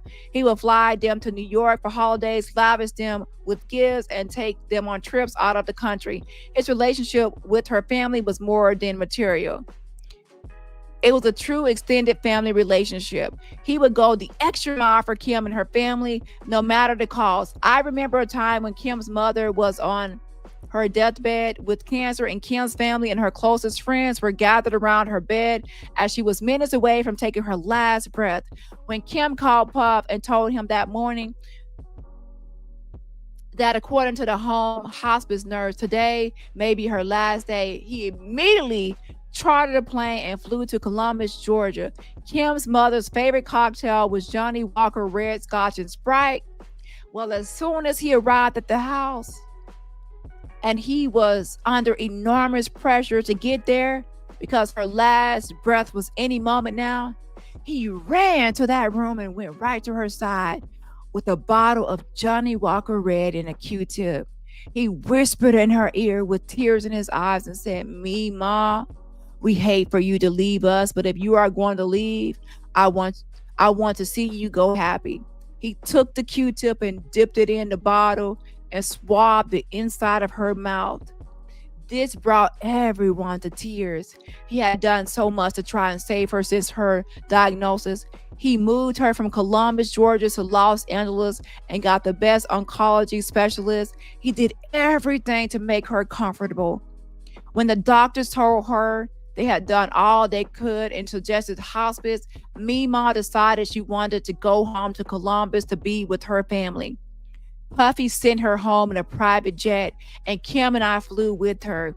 He made sure she had everything she needed to care for her care at home. This is who he was, and he didn't have to be this way. He was this way with Aunt Janice, Miss Combs, and of course his family. He always went the extra mile for them, no matter how busy and in demand he was. He showed up for everything, big or small, in his kids' lives. He celebrated them in a big way. Since he was a child, Aunt Janice was a doting mother who always put Sean first. He is an only child. She gave him nothing but the best and guided and nurtured him as any mother would. As a result, she gets it all. His mom is his queen. She's his queen to be. He was also very close to his grandmother, who spent a lot of time with until she passed when he was in his early 20s. They shared a very strong bond, and she filled him with tons of wisdom. Sean is a provider. He loves you. He provides. If he admires you as a stand-up person, he provides. If you are handling your business, you will be rewarded. He is just warm, especially when it comes to his family.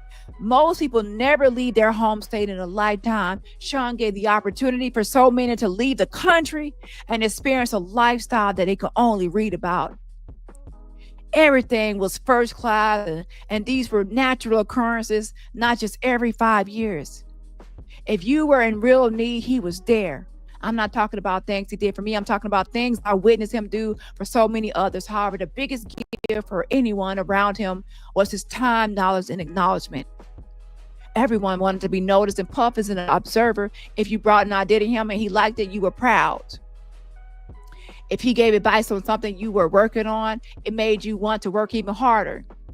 His acknowledgement of anything you were doing was golden. If you were lucky enough to work for him, you were in the best position. I say this because he is one of the most smartest people I know. I can't even say that success is in his blood. Rather, he worked for everything he has, and it was his hustle and brain that got him where he is today. Yes, there is always bad that comes with good, but that's life. We have ups and downs. We have ups and we have downs. We do wrong, but we also do right. We fall down, but we get up. Puff has had many challenges in life, just like any other person. He has done some great things and some horrible things. Certain vices have caused him to go astray in life, but these were opportunities for him to refuel and regain his footing. Get on your good foot. Get on your good foot. Regain your footing. He has a heart. He fumbles. He gives. He prays. He wins. He gets let down. He makes mistakes and he's human. Most of my friends are millionaires, but Puff is rare.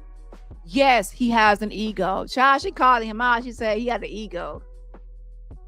But honestly, it comes with the territory. Is he humble? Yes, at times.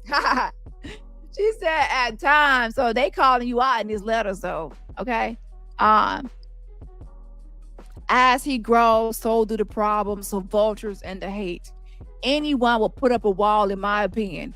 Overall, Puff has helped and impacted the lives of hundreds of people, and his legacy will continue even after death. One monkey wrench doesn't stop a show. One monkey wrench doesn't stop a show. The Puff I know may have a tarnished image now, but I have all faith in him that he will rise from these ashes and soar on a totally different path. The world is full of grudge holders as well as forgivers and people who believe in second chances. To me, the choice is his to make as to how he will navigate his life upon his release, whenever that will be. One thing for sure, he is not one to stay down. This time is different for all of us and his family.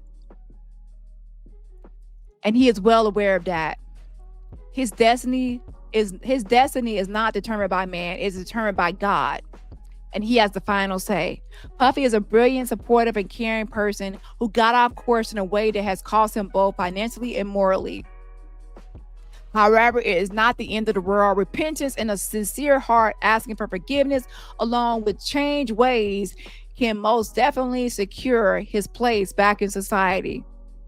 Respect may come with time, but for some, it never left. I offer him my full support as a believer in Christ Jesus, and I would like to hope people will do the same for me. I believe in him, and although this incident has changed his life forever, with the right people in his presence is not the end of the world for him. So people are definitely using religion to try to win over the judge and get sympathy for Sean Diddy Combs. Okay, hold on. Shout out to Judy Coles. Thank you so much for the Fab Bunny. Again, shout out to Judy Coles for the Fab Bunny. I appreciate the support. And everybody else, remember, support my channel for free just by what? Hitting that like button.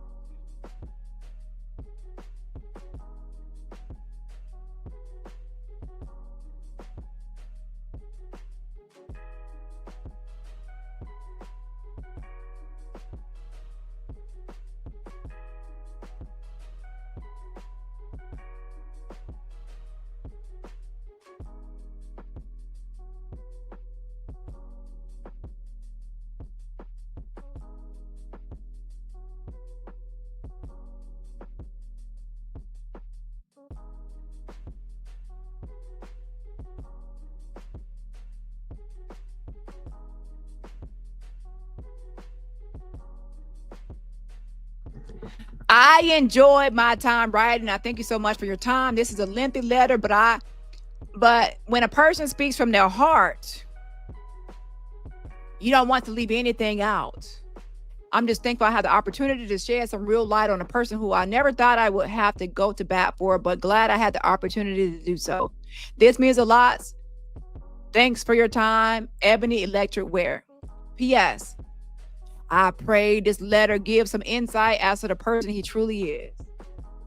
Child, that was a long-winded letter. You started off with the advertisement. Okay? Yeah, so you make sure you, so she's still in the whole realm of I'm marketing. This is a time to promote myself and my business. Child, so do what you do, girl. Go with it. Go on with it. So anyway, let's be one more, and that's going to be from Jack Knight, which is a songwriting partner who has a long history with him. So again, I'm reading some of the closest people to him, okay?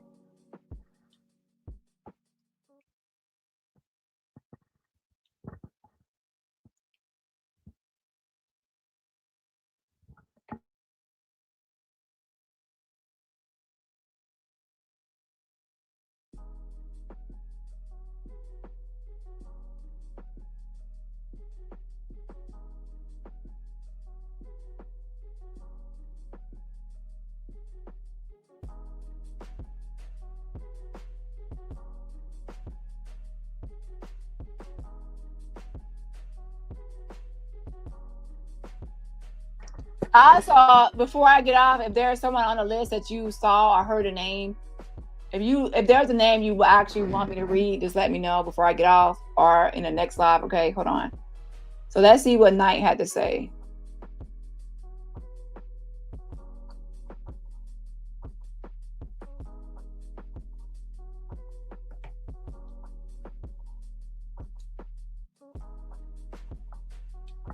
Okay, I think he's on this one.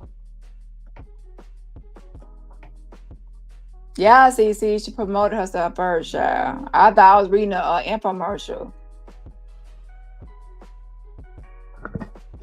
Okay, this will be the last one unless there's requests based on the very beginning. I gave everyone that's in the letter's name.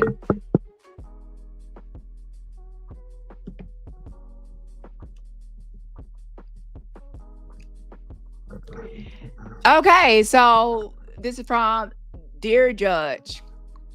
I hope this letter finds you in good health and high spirits. My name is Jack Knight, and I had the privilege of being Sean Combs' songwriting partner from 1997 to 2016. During our time working together, we co-wrote some of his most successful hits, such as Last Night and I Need a Girl in 2016. Mr. Combs graciously allowed me to lead the company to explore new career opportunities. Throughout our partnership, I traveled extensively with Mr. Combs, collaborating on songwriting, producing artists, and discovering new talent for his company. During that time, I can attest that Mr. Combs never exhibited violent behavior towards me or staff or anyone in our media circles. Now, you need to stop lying. Hit the road, Jack. And don't you come back no more, no more, no more, no more. Hit the road, Jack Knight. Now, how you send all this time from 1997 to 2016, you never witnessed nothing? Okay. I have stayed with Mr. Combs at his various homes in New York, the Hamptons, California, Miami. So you are living the lifestyles of the rich and famous with him, child. And can assure you that his public persona, often seen on social media, does not align with the man I know personally. He has consistently demonstrated a strong stance against excessive drug use, open intoxication, and any form of violence towards employees, artists, and guests. Here's the issue, Jack. Jack be nibble, Jack you ain't quick. There are other letters that are contradicting yours and conflicting with yours. You gotta be quicker than that, Jack. Okay, you trying to be, there are people that said they know him way longer than you, and from childhood, and they said that he got the drugs is there and addictions, and you sitting there trying to, I got you, bro. I got you, bro. I'm gonna write you a letter. I'm gonna pretend like you all innocent and sweet, and you ain't never did nothing. Make sure when you get out, you hit me up with a nice fat deposit, bank account deposit. Okay, I got you, bro. Ciao. He has consistently demonstrated a strong stance against excessive drug use. Besides, even when he got arrested, he got what about them drugs he got arrested with? What about his drug mule? Open intoxication, child, and any form of violence towards employees, artists, and guests. What about that surveillance footage where he's sitting there dragging and beating and tearing up Cassie? Everybody seen that surveillance. Is that AI? Are you Jack now? My. That never happened. That was AI. Diddy wasn't on no... he wasn't in the hallway while Cassie trying to go to the elevator with her bag. He never put no hands on her, and the whole world saw the surveillance footage. They even played the surveillance footage in court. But he never committed domestic violence on any of his artists. I guess, or okay. Even Diddy's attorneys and his whole all his attorneys representing him were pretty much saying that he is guilty of domestic violence. So I think you need to go back to the drawing board, Jack. you got to go back to the drawing board because everybody admitted it that he is an abuser, domestic violence. They said it. They said we're not even going to argue whether or not he's a domestic violence abuser. Everybody has said it. But hey, you always got the brother that I got you, bro. Yeah, I ain't seen him. Yeah, I don't know. Bro code. Well, this ain't the time for bro code because the letter seems fake now.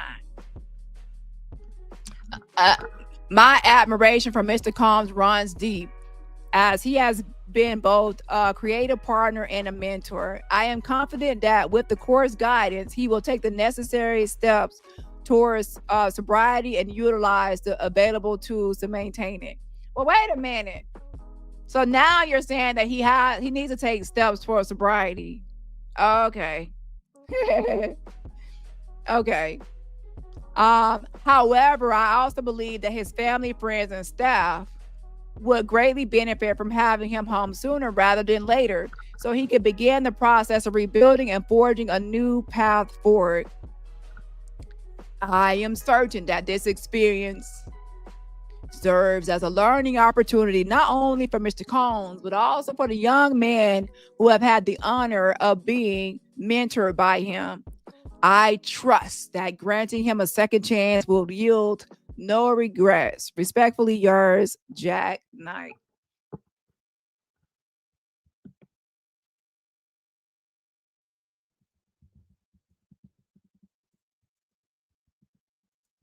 Hold on 1 second.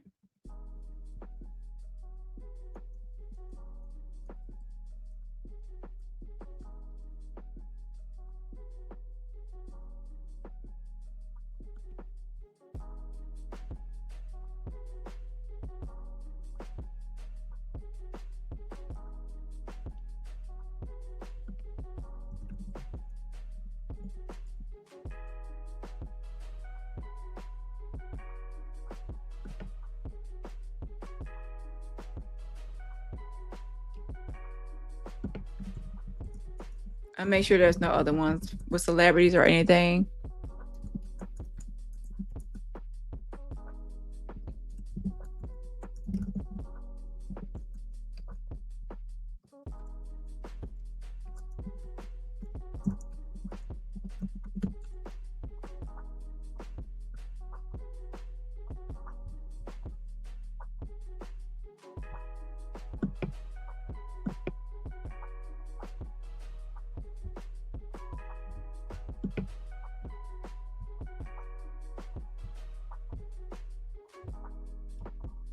Okay, so I think that's pretty much going to be it as far as the main letters.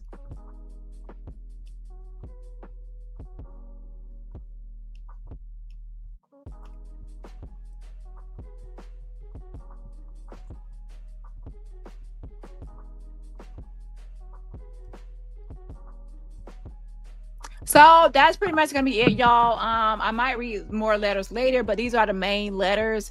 So that's the T on Diddy's sentencing letters, y'all, from heartfelt essays by his mama and kids to industry folk trying to sprinkle some sugar on his resume. To the awkward silence from big name celebs who didn't put pen to paper, child. There, people are gonna talk about people that never wrote a letter or sent any letters. And a lot of these letters are coming from people that people don't even know who they are. At the end of the day, but of course, character letters are usually going to come from people that know your character or that have known you for a long time and can speak on you. At the end of the day, these letters tell us two things. Family gonna ride for you no matter what. And business people gonna protect their brand before they protect their friends. Some people ain't gonna speak out. And some people actually are employed by him, or they are financially dependent or relying on him. They probably need some sort of finances or financial help or assistance. Others, they actually genuinely care and love for him, so they're going to want him out. And so while Diddy's sitting there hoping these letters soften the judge's heart, the rest of us are, I don't know what y'all are thinking. Do y'all think these letters will soften the judge's heart, or do you think the judge won't really read all these? Do you think the judge will actually read every one of these letters or not? And also, the sentencing is coming up October 3rd. Do you actually think he's going to be sentenced, or is he just going to get time served, or what's actually going to happen with the trial? Now, to be honest, I'm not even going to read all these letters. So, I mean, some people might want to know. Press 1 if you actually want to read all these letters. Like, there's over 70 something letters. Okay. I think most people probably are interested in the main people that they probably know, but some people might actually be interested in what other letters might expose on Diddy. So to be honest, I might actually look at some more later, but not tonight. Okay. But usually I don't think letters will really help that much. I don't think so. Like I said, sentencing is around the corner, and we'll see if these hard mark style essays. Now, some of these were written by ChatGPT, and you could clearly tell ChatGPT and AI wrote a lot of these letters. Some you can tell people actually wrote and typed themselves, and others ChatGPT was all the way some sort of AI generated letter. Okay.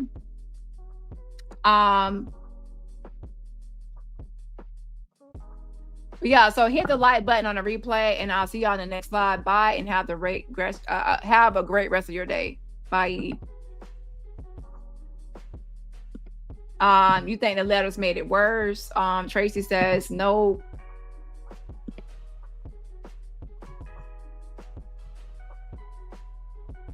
But yeah, some of these letters, I ain't gonna lie, sound less like Dear Judge and more like LinkedIn recommendations. People trying to put their resume out here and put out, this is my business, this is my product, this is what I do, this is who I am. But of course, some people need to give a little bit of insight into who they are. But some people definitely were putting out infomercials, okay?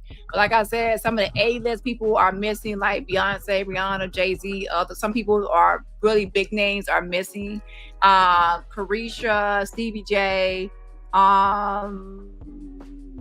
the family, but where are the rest of the celebrity friends that are, I guess I'm sure they probably reached out to celebrity friends hoping for a letter, but nobody. And some of these letters were like people were auditioning for a Lifetime movie network. I don't know. Okay. And some people were not speaking during the whole Diddy trial, but all of a sudden now they're speaking. So that looks kind of awkward. Yeah. And what do you think about Karisha and what she wrote? But like I said, if Love could lower a sentence, Diddy would have been home yesterday. But Love don't overrule the district courts and sentences and things like that. So we will see what happens with the Diddy trial coming up in the next week. All right, y'all. Bye. Okay.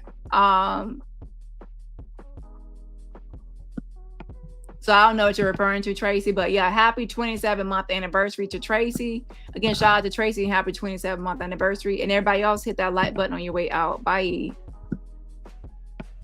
I gotta go. I gotta go. Don't ask me why. I gotta go. I should have left a long time ago. I don't even know how I got here, but I gotta go. Things have to change. I can't stay this way anymore.